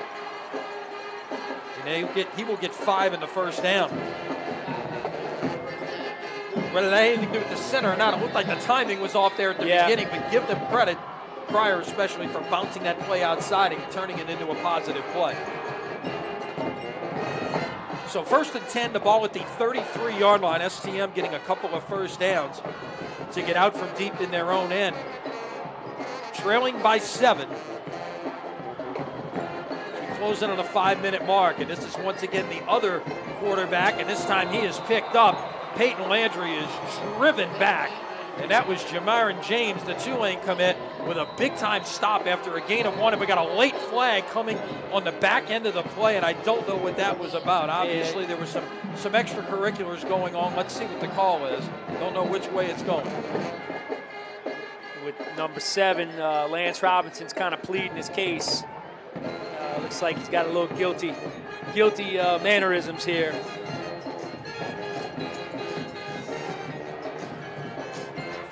Looks like it's going to be on De La Salle. They'll indeed walk that way. So we'll add 15 to the play on the dead ball personal foul against the Cavaliers, and that's going to put it at the 49-yard line of the Cavaliers. You got to expect a little more from your guy. I mean, this is a big-time D1 prospect committed to Kansas State. He needs to be the leader back there and set the example. You know, that's one of those dead ball penalties you just can't have. So from the 49 of the Cavaliers, it will remain Landry at quarterback, and he keeps it again. Late flag coming in. Might have a hold here. Check that. That was Linden on the carry. Yeah, it was Linden. When that umpire throws that flag behind that defensive line, 9 times out of 10, it's going to be a hold. You see the De La Salle players pointing back that way, and that appears to be the case.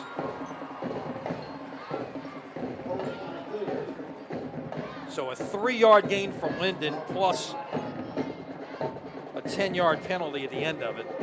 Make it 1st down and 17. Back on the St. Thomas More side of the 50 at the 44-yard line.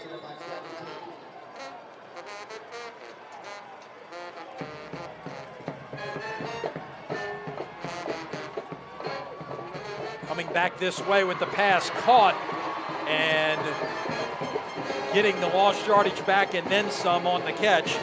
Saves Mason Pesson. Yeah, safe little play, just a quick little hitch. Quarterback got it out quick.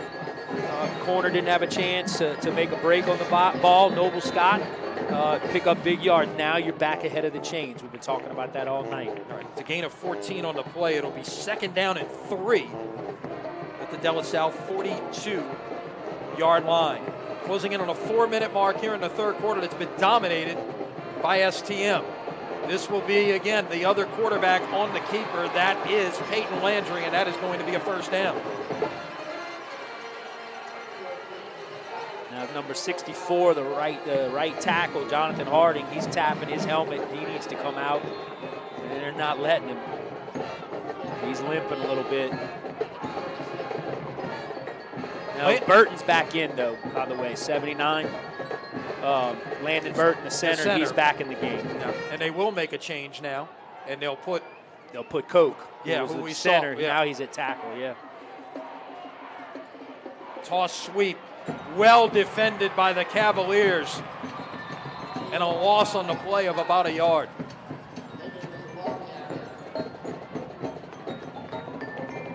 It looked like up front, De La Salle got it slanted a little bit. Yeah. Had a little slant stun on by the defensive lineman. Offensive lineman wasn't able to execute his little reach block and cut off the edge on St. Thomas More. Yep, that was Theodore Tyler, the junior defensive lineman, on the stop there. So it's 2nd down and 11 after the loss of 1. Holstein back at quarterback. They pick up the blitz, taking a shot down the field and overthrown in the direction of Pesson, who had a step on his man. That was Noble Scott in coverage. That could have very easily been a game-tying touchdown, but instead it is 3rd and 11. Yeah, that was a pretty ball. Just overthrew him a little bit. Big play right here for both teams. Best drive of the night. 12 plays on this drive now coming up for St. Thomas More. Pryor alongside Holstein. Crowd getting into it, and a big play in this game. Holstein moving in the pocket. Nobody open. Throws finally, and it's caught. But it's short of the first down. That was J.P. Robertson on the catch. I think you go for it here. You're in no man's land. Yeah, it's 4th and 3. Yeah, I think you've got to go for it. I agree. Actually, 4th and 4 officially. Yeah, the longest kick their field goal kicker has, I believe, is about 36 yards this year. So I doubt you're in his range. I think you got to go for it. Now, guess what? No, they're going to kicking a field goal. Wow. They are going to try this. Wow. 48 yards. Now we got an official coming in from the near side. She's moving, moving position based on the formation. 48 yards on a try. You got to watch a fake here, I would assume, as well. That kick is well struck, and it is no good wide left. It had the distance, but it was just a little left. Snap was a little high if you saw it. If you look at if we show the replay, snap was a little high. That can always throw the timing off. We kicked a little bit. Little knuckleball line drive, but if it would have been on line, it would have been good. It was there. STM kept it for over 5 minutes there. Now De La Salle takes over at the 20. One of the differences in high school as opposed to pro or college, a kick tried outside the 20, no matter what, it ends up at the 20-yard line. Touchback, yeah. Anytime that ball goes in the end zone, it's a touchback. So the Cavaliers, who have not made a first down here in the second half, looking to get something going on offense. Gums will keep it and maybe get a yard on first down. Those number 45 Thibodeau, again, they're stacking that box. They're tightening things up, squeezing things down a lot better. 2nd and 9, 21. So 2nd down and 9 coming up here for De La Salle at the 21-yard line as we wind under 2 minutes here in the third quarter.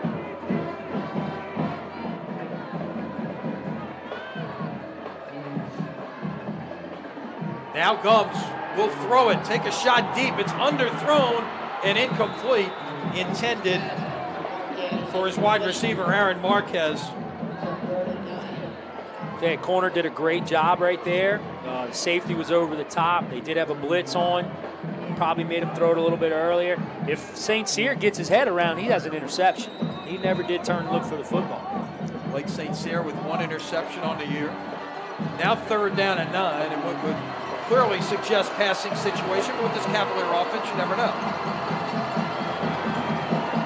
Maybe a screen. Gums trying to get out of trouble. He's back inside the 5-yard line, nowhere to go, and he's going down. Brandon Gannon gets credit for the sack. It's a loss of 19 back to the 2-yard line.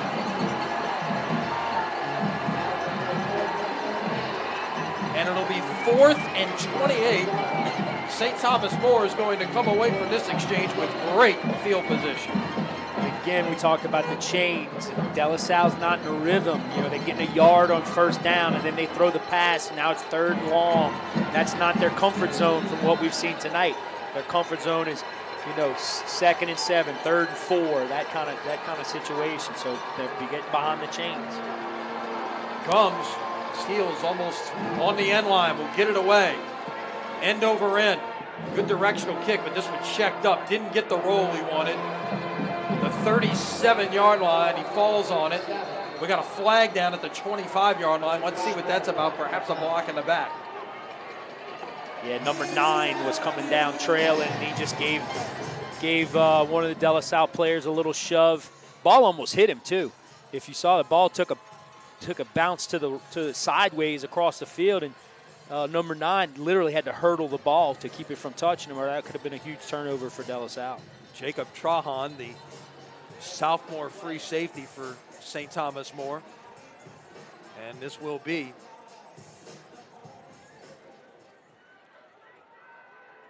the penalty assessed from the end of the kick. It will be 10 yards, but still, look, STM is starting on the De La Salle side of the 50-yard line. Yeah, they really got to make something happen here. They've really kind of changed the momentum of this game coming out of the second half. If they can get a touchdown here, and really start, De La Salle's going to start thinking, okay, what do we need to do? From the De La Salle 47. This is different. We've got the other quarterback in, suddenly throwing the football, and it was nearly intercepted by Lance Robinson. Peyton Landry, who we've seen almost exclusively run the ball himself when he is in the game, dropped back and threw it. Okay, with the receiver there, number 80, Grant Arsenault, he literally became a defensive back because the defensive back for number 7, Robinson, he was completely underneath that route, and if number 80 doesn't knock it away, it's an interception. 2nd down 10 at the 47-yard line. Now, you get Holstein back in there with 2 tight ends operating out of the eye.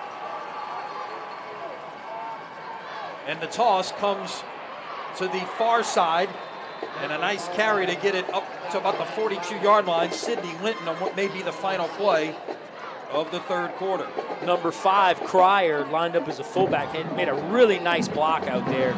Allowed Linden to kind of cut it back up underneath and get positive yards. We have 12 minutes remaining here at Yeoman Stadium. One of these teams is headed to the Dome in 2 weeks. Who will it be? Stay with us to find out. After 3, De La Salle 21, St. Thomas More 14. You're watching high school football on CrescentCitySports.com. Let's get ready. Let's go. Ready?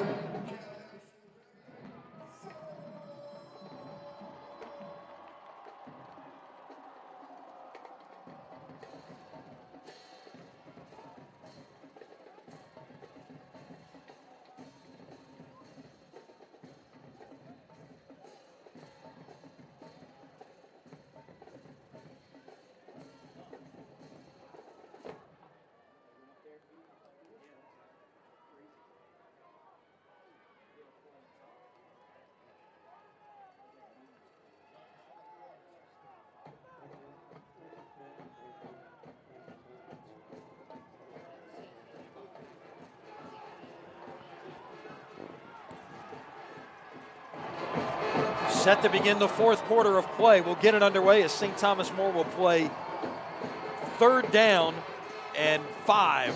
Up the middle, 1st down. That is Cryer on the carry to about the 32-yard line. Tell you what, St. Thomas More did a good job. That's the first time we've seen that formation, first time we've seen that play. Probably had it in their back pocket, maybe an adjustment they saw at halftime. Pull it out on a 3rd and 5 play. Huge 1st down for St. Thomas More. Cryer gets 10 on the game to the 32-yard line. If you're just joining us, you've missed a good one. De La Salle led this 21-7 at halftime, but St. Thomas More has dominated the second half. They forced a fumble on the first play from scrimmage in the 3rd quarter, went in to score. De La Salle does not have a 1st down here in the second half. St. Thomas More will take a timeout. That'll give us a chance to catch you up on some scores, because this is one of 28 games around the state this evening, quarterfinal and semifinal action. 5A, 3rd quarter, it is Hahnville 17, Covington 7. 4th quarter, Acadiana leads Live Oak 17-14. 3rd quarter, Zachary over Airline 24-10. 3rd quarter, West Monroe over Barb 24-10. Division I semis, both 3rd quarter games. John Curtis now leads Scotlandville 15-0. Catholic has gone out in front of Evangel 7-6. In 4A, 3rd quarter, Lakeshore all over Neville 34-10. Rain over Cecilia 21-14. Warren Easton leads Woodlawn of Shreveport 36-6. That is a halftime score. 3rd quarter, Carr leads Northwood of Shreveport 34-0. Looking more and more like that Carr-Easton semifinal coming up next Friday night. 3rd quarter, University leads St. Charles Catholic 17-7. As the Cubs just got a touchdown in the 3rd quarter. It's a 10-7 game at halftime. Catch you up on more as we have a moment. Back to action. 1st and 10 at the 32 of the Cavaliers. On the give, flag comes in. That was Linden, a gain of about 2, maybe 3. And you would think, based on where that came from and when that came out, that's going to go against the Cougars for holding.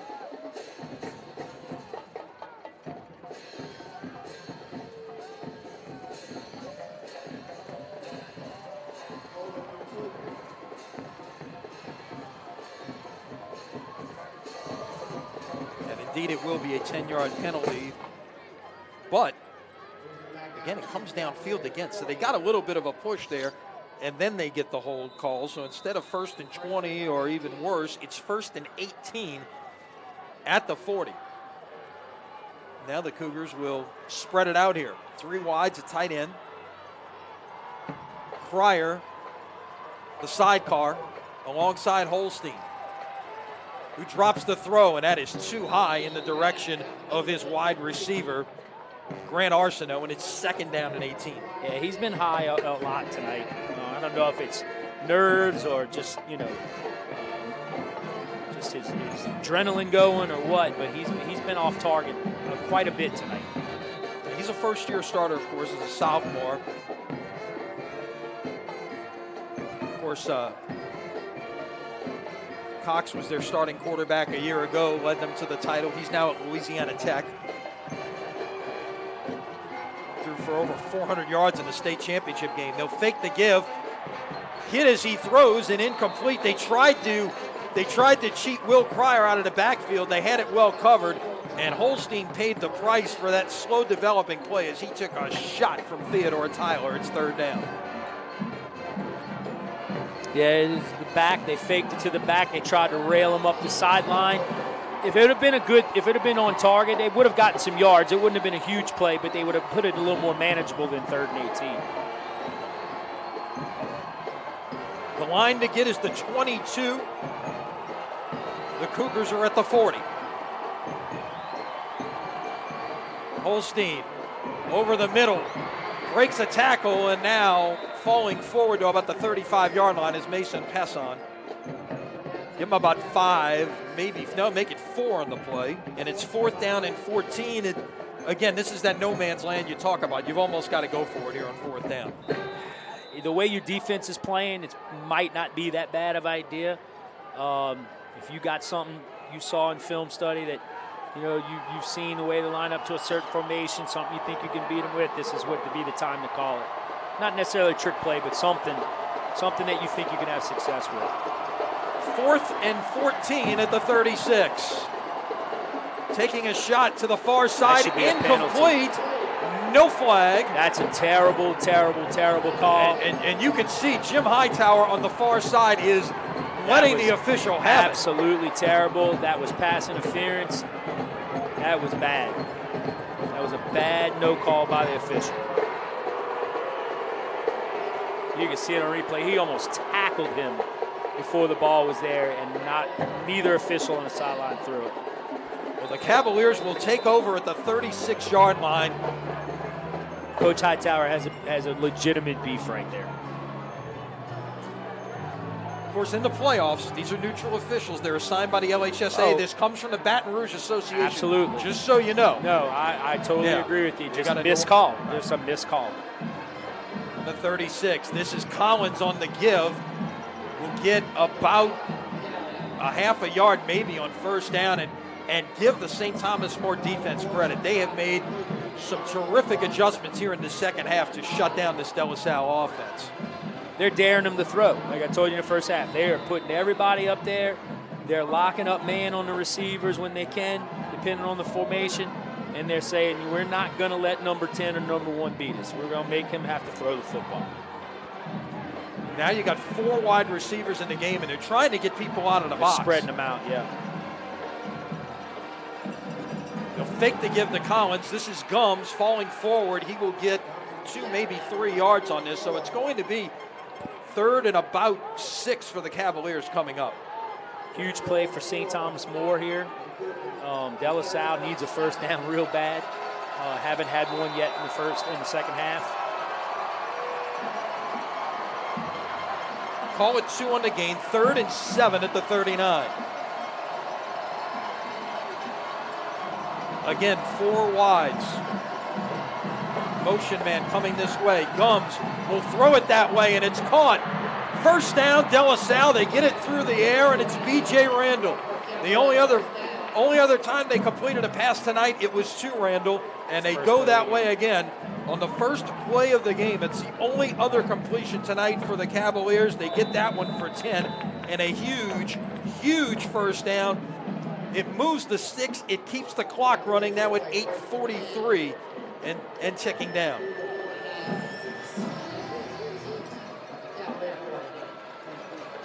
Now they'll throw the little screen this way or the other way to Randall. That was the exact play they ran the first play of the game. They went back to that one again, and they'll get 7 yards on first down. Now we have official coming in from the near side, a flag here. Let's see what this is about. It was thrown at the 47-yard line.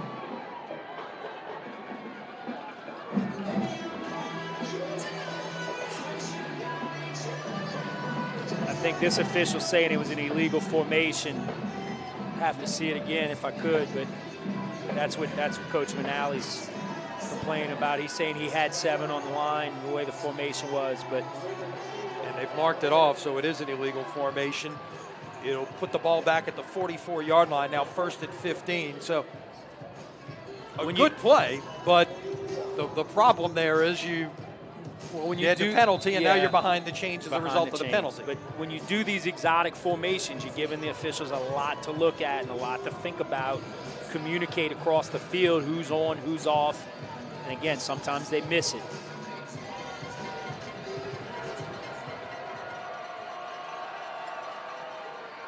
This is Gums trying to get it outside. We'll get about 4 of it back right there. If you're watching, one of the things, if you notice, when these guys are coming up to tackle Gums, none of them are tackling up high. Everybody's going low. Everybody's going at his knees. And they're being effective with their tackles. So you try to tackle him up high, we've seen what he can do with that. 5'11", 225-pound senior. He's headed to Nichols, but he won't be a quarterback. He'll most likely be a running back for Tim Rebo's team. And by the way, congratulations to the Colonels in the FCS playoffs tomorrow against South Dakota. Figures to be a great atmosphere down in Thibodaux, just like we got a great one here at Yeoman tonight. Collins gets a couple, but that's it. It's going to be 3rd down and 9 for the Cavaliers. If you notice at the end of each play, St. Thomas More, when the play is over, they've got 10, 11 guys around the ball, and that wasn't happening in the first half. So, and the other thing I think you're seeing is as they gang up, somebody's in there trying to rip that ball out. You talked about the turnover margin and their ability to force turnovers all year long, which is 27 turnovers on the year. They've gotten a couple of takeaways this evening. They've also given it away twice. Yeah, you got to give credit to defense coordinator Terry Tidwell. He's done a great job coming out of halftime. From the 50, 3rd and 9, Gums on the screen. This is well set up, but did nice job of making adjustments by the St. Thomas More defense, and they bring Collins down at the 47. And Collins is a little slow getting up. He's limping a little bit. He will hand the ball back to the official and then limp off. We didn't see him for a couple of plays there in that series. We actually saw Ryan Hamrick, the senior in the backfield, who's got 471 yards on the year. So it's 4th and 6 at the 47 of St. Thomas More. Let's see how Ryan Manali chooses to play this. This is a given that you're going to punt it away. He's just going to let the clock run down as much as he can here before he does. He'll punt it with 6 on the clock. Gums, it's off a pretty good kick right there. Back to the 5-yard line and a fair catch. Might have gone into the end zone had they not fielded it right there. And instead, St. Thomas More will start at the 5 with 5:48 to play. And look, the big thing there right now, you're playing the score, you're playing the clock if you're De La Salle. You're trying to just hold on for this victory right now with 5:48 to play. That possession took 4 minutes and 23 seconds off the clock, even though they only made 1 first down. Yeah, and if you're St. Thomas More, you have time. 5:48 is a lot of time. You don't necessarily have to go hurry up, but you need to get first downs. From the 5, give it away to the up back. Get about 3 on first down. That, I believe, was Cryer. No, check that. That was Primo lined up at the fullback position right there. He got about 3 on first down. Haven't seen much of Primo. Now they're going to show a little tempo here. 2nd and 7, the ball at the 8. This is once again Primo. Stacked up about 2.5 yards shy of the first down, maybe 3. It'll be third down. Yeah, you don't have to go fast, but you need to have a little bit of urgency in your play calling, a little bit of urgency of your players getting substitutions on and off the field. This is a huge play right here. Be third and right about 3. The line to make is the 15-yard line. Yeah, you got to move the chains if you're St. Thomas More because you might not get the ball back.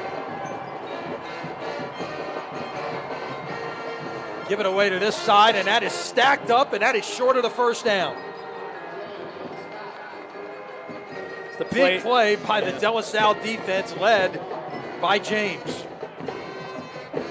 They ran that down here a couple series ago on a 3rd and 5 and got the first down. De La Salle did a good job stopping it this time. And on 4th and 1 at the 14-yard line with 4:15 to play, it looks like they're going to go for it. Maybe this is a hard challenge. You might try to draw, exactly.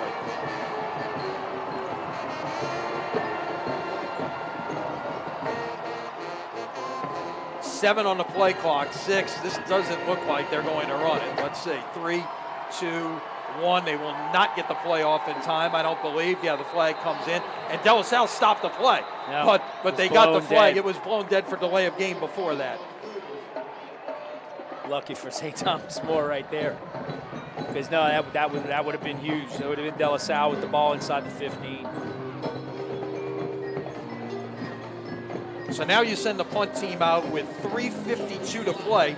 St. Thomas More has 2 timeouts remaining. They used one in the third quarter, or actually earlier in this quarter. Yeah, you're gonna have to load it up. You know they're gonna run the football, play man coverage. Use your timeouts if you have to, because if not, you might not get the ball back.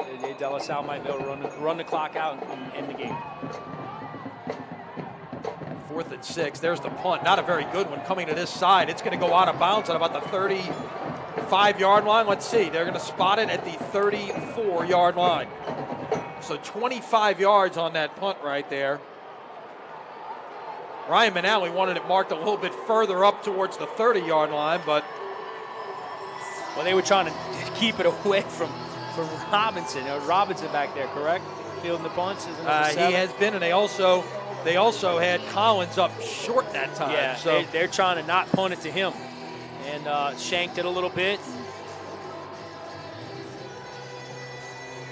Gives De La Salle great field position. 3:41 to play. De La Salle at the 35-yard line. STM with 2 timeouts remaining. We're not seeing Collins back there. We're seeing Hamrick alongside Julian Gums, who will keep it in room to run. 25-20, 15-10, 5, touchdown.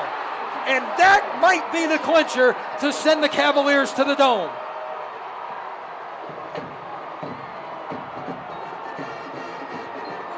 Wow. As good as St. Thomas More's defense been playing the whole second half. They had only given up 1 first down in the second half. Now they've allowed 2. But what a play as Gums just took it down the right sideline for 35 yards in the score with 3:33 to play. Yeah, they sent that backer on the outside like they have been doing. He got too far up the field, got kicked by the guard, by the left guard. It's either John Martin, or Noah Devlin. And seam opened up, and there he goes. 28-14 Cavaliers with 3:33 to play. And the folks on St. Charles Avenue are sniffing a trip down the street to the Mercedes-Benz Superdome 2 weeks from today.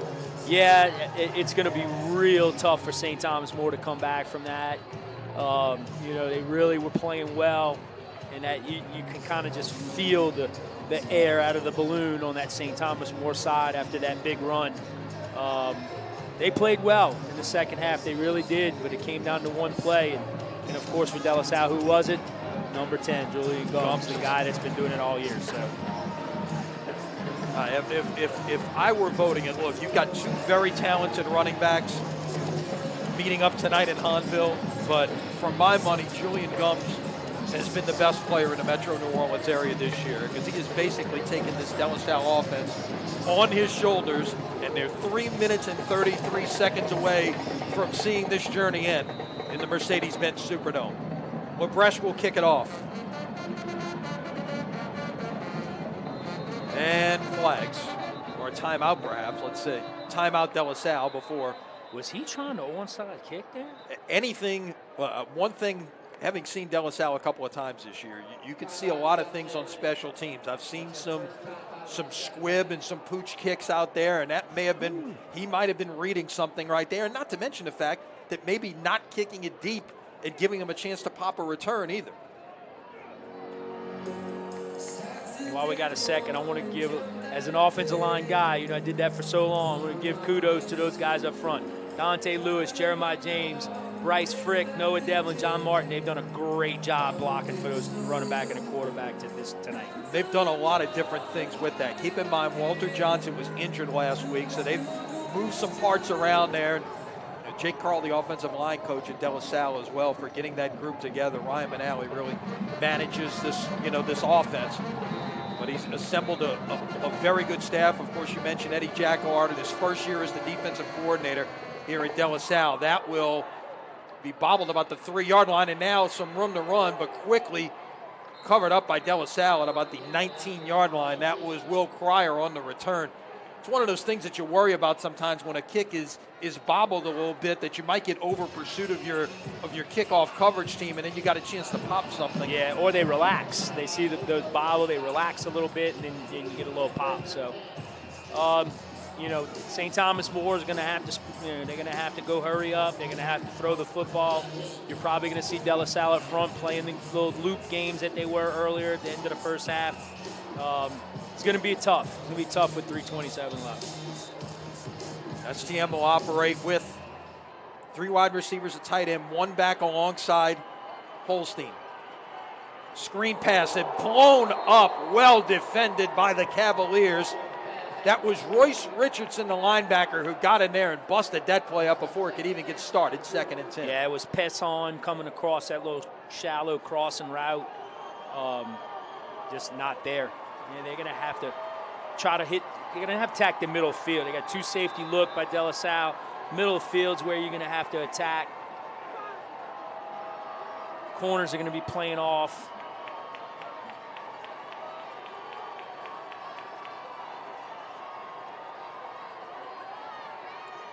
Holstein, that's up in the air and very nearly caught by Primo, who was wheeling out. The way Primo was coming, was that possibly a hook and lateral coming there? I And it almost turned into an unintended hook and lateral because the ball deflected off the receiver. I think it was 100% a hook and lateral, and then looking at the replay, yeah, it was, and just well defended by the corner. 3rd and 10 at the 18. 3:17 to play. Primo brought down for the sack. Theodore Tyler, the 4th De La Salle sack of the night. And it's 4th down. Yeah, the left guard, number 78, got beat on that. Again, the twist between the tackle and the end. Just overkicked it, came right underneath him. Not much he could do there. And on 4th and 18 back at their 10-yard line, STM's going to punt this away with 2:47 and counting. Not much else you could do to take a chance to give it away at the 10-yard line. Yeah, I mean, no one is deep for De La Salle. They are fully expecting the possibility of a fake right here and don't want to get burned on it. But this will indeed be a punt by Robertson, and he will get a little bit of a roll, and it will. They need to grab it. You're right, grab exactly. It so you can stop the clock. Grab it to stop the clock. Well, it's down at the 41-yard line, and that's where De La Salle will take over with 2:16 to play. 136 seconds, all that separates De La Salle from their first ever trip to the LHSAA Prep Classic. De La Salle has been to the finals once before, back in 1961 when 3A was the highest classification in Louisiana. They went 11-2. Coach Buck Sieber led them to the finals. De La Salle defeated Easton in the semifinals, which was also the city championship game. Got to the finals, lost to Estruma 20-7. That team led by a running back named Malcolm Butch Coco, a legend on the Avenue. And he's about to have company in terms of teams that have reached the state championship. This will be Gums with room to run, midfield. We'll cut it to the far side. And he's going to do the smart thing and look to stay in bounds right there and not try to get to the boundary and stop the clock. Yeah, yards are not the most important thing right now. Fighting for extra yards and staying in bounds. You know, first contact, just get tackled. You have this. This game is won. Unless something really weird happens, the game, you've won this football game. St. Thomas More will use timeout number 2. They have one remaining with 2:03 in the game. Yeah, that 1961 De La Salle team we met lost to Estruma in the finals 20-7, beat Easton in the semifinals 13-0. Butch Coco at running back, John Anderson at quarterback. Buck Sieber was the head coach. They had an assistant coach on that team named Sid Terrio, who would go on 4 years later to start the program at Mandeville and now has a stadium at Mandeville named for him. Yeah,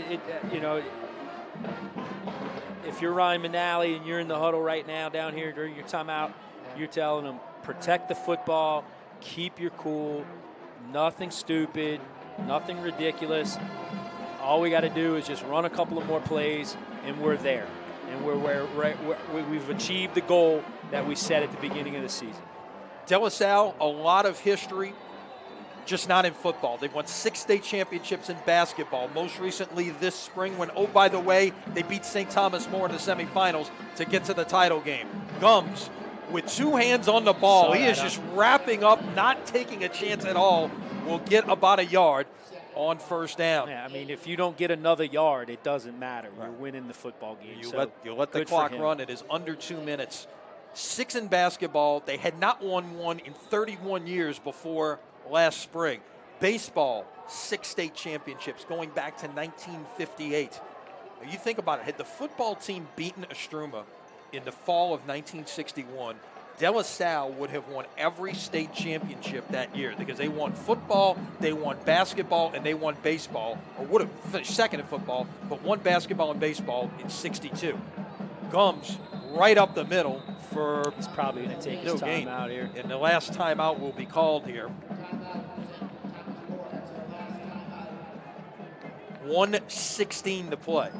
So as it stands right now, De La Salle needs a first down or they cannot run out the clock here. 1:16 to play. You figure maybe 2 plays and the clock running might take up 50 seconds. STM would get the ball back with less than 30 seconds remaining, but down by 2 scores and out of timeouts. So, yeah, you're playing the clock. I would be shocked if number 10 doesn't carry the football here. Oh, no doubt. There's a lot of things. I don't even take a chance on handing the ball off and a bad exchange in this situation. Not to mention number 10 is probably your best ball carrier. Absolutely. To begin with.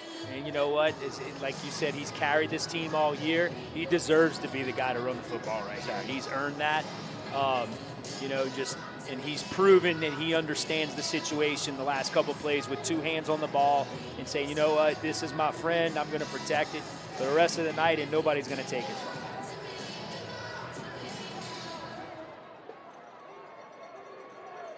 So on 3rd and 9, there is no other back in the backfield. That's not surprising at all. Give you another blocker up front, perhaps.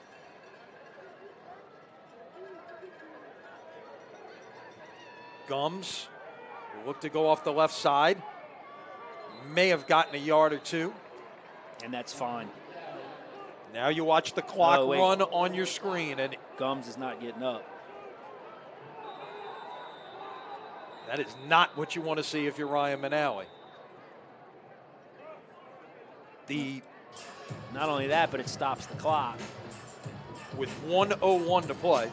Now, of course, as soon as he gets off the field now the clock is stopped. And now here's the problem. If they stopped it for an injury, he can't punt the ball.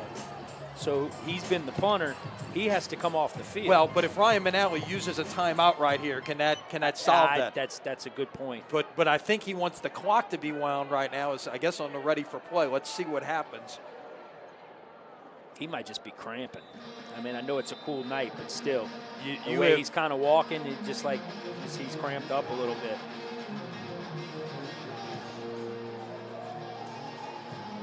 Well, now Collins is going back out on the field. They're going to go for it. They're just going to run the football and go and just run the clock some more. I guess Collins could operate out of the shotgun, and actually, And again, we don't saw have him. your We punter, saw him do a little bit of that in the game we did against Carr. They will run all the way down, take the delay of game penalty with 34 so they did start seconds the clock remaining. there, Yes. Yeah, I mean, it really isn't that bad of a move right here. Just run another play. You run about 5 seconds off. You give St. Thomas More, the ball on the 35, 40-yard line. They still have to score twice.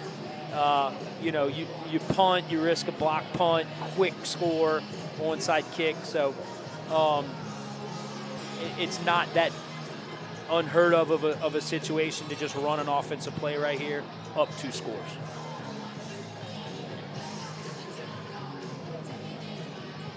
So let's see what's going on in that other game. University Lab is now pulled away. It's 27-7 over St. Charles Catholic, so it is looking more and more like 2 weeks from today at 3:30 in the Mercedes-Benz Superdome. It will be De La Salle and University for the Division II title. And I would think there are some people that would tell you that De La Salle and University are certainly in the team pictures. We'll get a timeout from De La Salle. If they're not the 2 best teams in the state, regardless of classification, they're in the team picture of maybe 2 of the best 5 teams in Louisiana. These guys have proven themselves this season. I mean, Coach Jaguar was telling us before the game when he saw that he got hired, didn't see the schedule, and then he saw the schedule and he said, "Whoa!" I mean, Coach Manali was not afraid to put anybody on the schedule, and he beat them. Carr, Riverside. Many people say Carr is one of the best teams in the state. St. Aug, we know they're always going to be talented, big, athletic. Riverside, who's got a good shot, even though their record's not great, they played a monster schedule as well. They're in an unbelievable game right now. 4th quarter in Crowley. Notre Dame leading Riverside 34-31. So could Chris Lashney in his first year after taking over for Bill Stubbs pull a 4th quarter comeback and get the Rebels back to the Dome? And this will be Collins who will run it and get about a yard.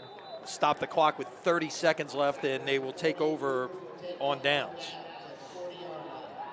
with 30 seconds remaining. Coach Manali's done a great job getting this program to where it is. I actually coached Coach Manali at Rommel many years ago, and anytime I see, somebody that I have a relationship with have success like he has, very proud of him, very proud of his coaching staff, and I'm sure he's really proud of his players as well. In his 6th year, he has totally turned this De La Salle program around. He got there, I think he had less than 30 players on the roster. Now he is 30 seconds away from a trip to the Dome. Pass is incomplete. We got a late flag coming in. Let's see what this is. Left tackle Thomas DeLoach was holding. Trying to keep James out of the backfield there. And when you get to a program like he did, and the first thing you're going to ask for when you become the head coach is support from the administration, and he's gotten that. Then the second goal is get your kids to believe in what you're doing, and he's gotten that as well. And then assemble a staff that's going to do what you ask him to do in the way you want it done. And he's done that. So there's And look, we would be remiss tonight in not mentioning the name Mike Gilliott, who really turned things around on the Avenue when he was hired as president. Yes. And, Mr. Gilliott left us way too soon, was a man who taught me in high school, who I've known for a long, long time, and he's smiling right now. Well, I had the pleasure of knowing Mike as well because he was the development director at Holy Cross for a couple of years before he went to De La Salle. So very nice man. Didn't have a lot of dealings with him because of his position, but he was a good-hearted, really good gentleman. always had good intentions and certainly did kind of spring this into action at De La Salle. No doubt. Understood that you needed to market your product, and that one of the very special ways you could do it was that athletics could be the front porch to your school, and you see it coming into full effect here this evening. Screen pass. That will be brought down at about the 37-yard line. The clock will run. Can't be stopped. 13, 12, 11, 10. It looks like they are going to let it run out. Let the party begin on St. Charles Avenue. Lean on, Cavaliers. You are headed to the Superdome.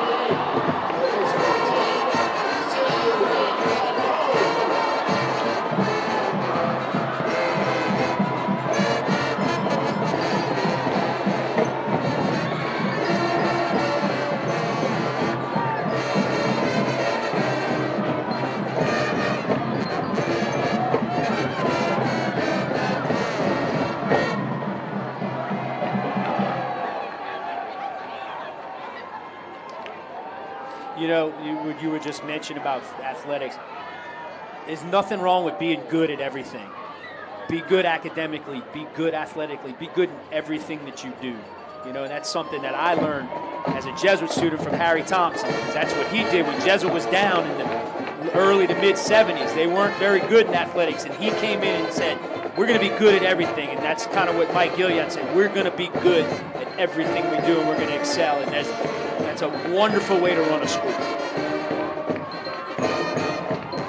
You see the final, you see the handshakes. In a hard-fought game this evening that look, it was, for a while there, it looked like we had a chance for another De La Salle dominant effort, as we've seen so many times this year. But the only close game that we've seen was when they played at Nicar. 28-26, took an interception by Husband late in the game to clinch it.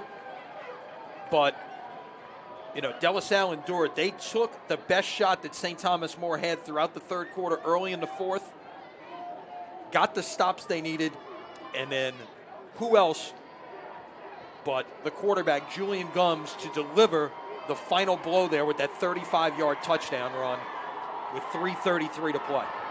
Yeah, I mean, that play right there, you know, you hate to look at one play, but, you know, St. Thomas More was right there. The momentum, they had it. They were doing some good things defensively, and then one missed assignment on defense, one player maybe doesn't do the right thing, and number 10 exploits it and then catapults them into the Super Bowl.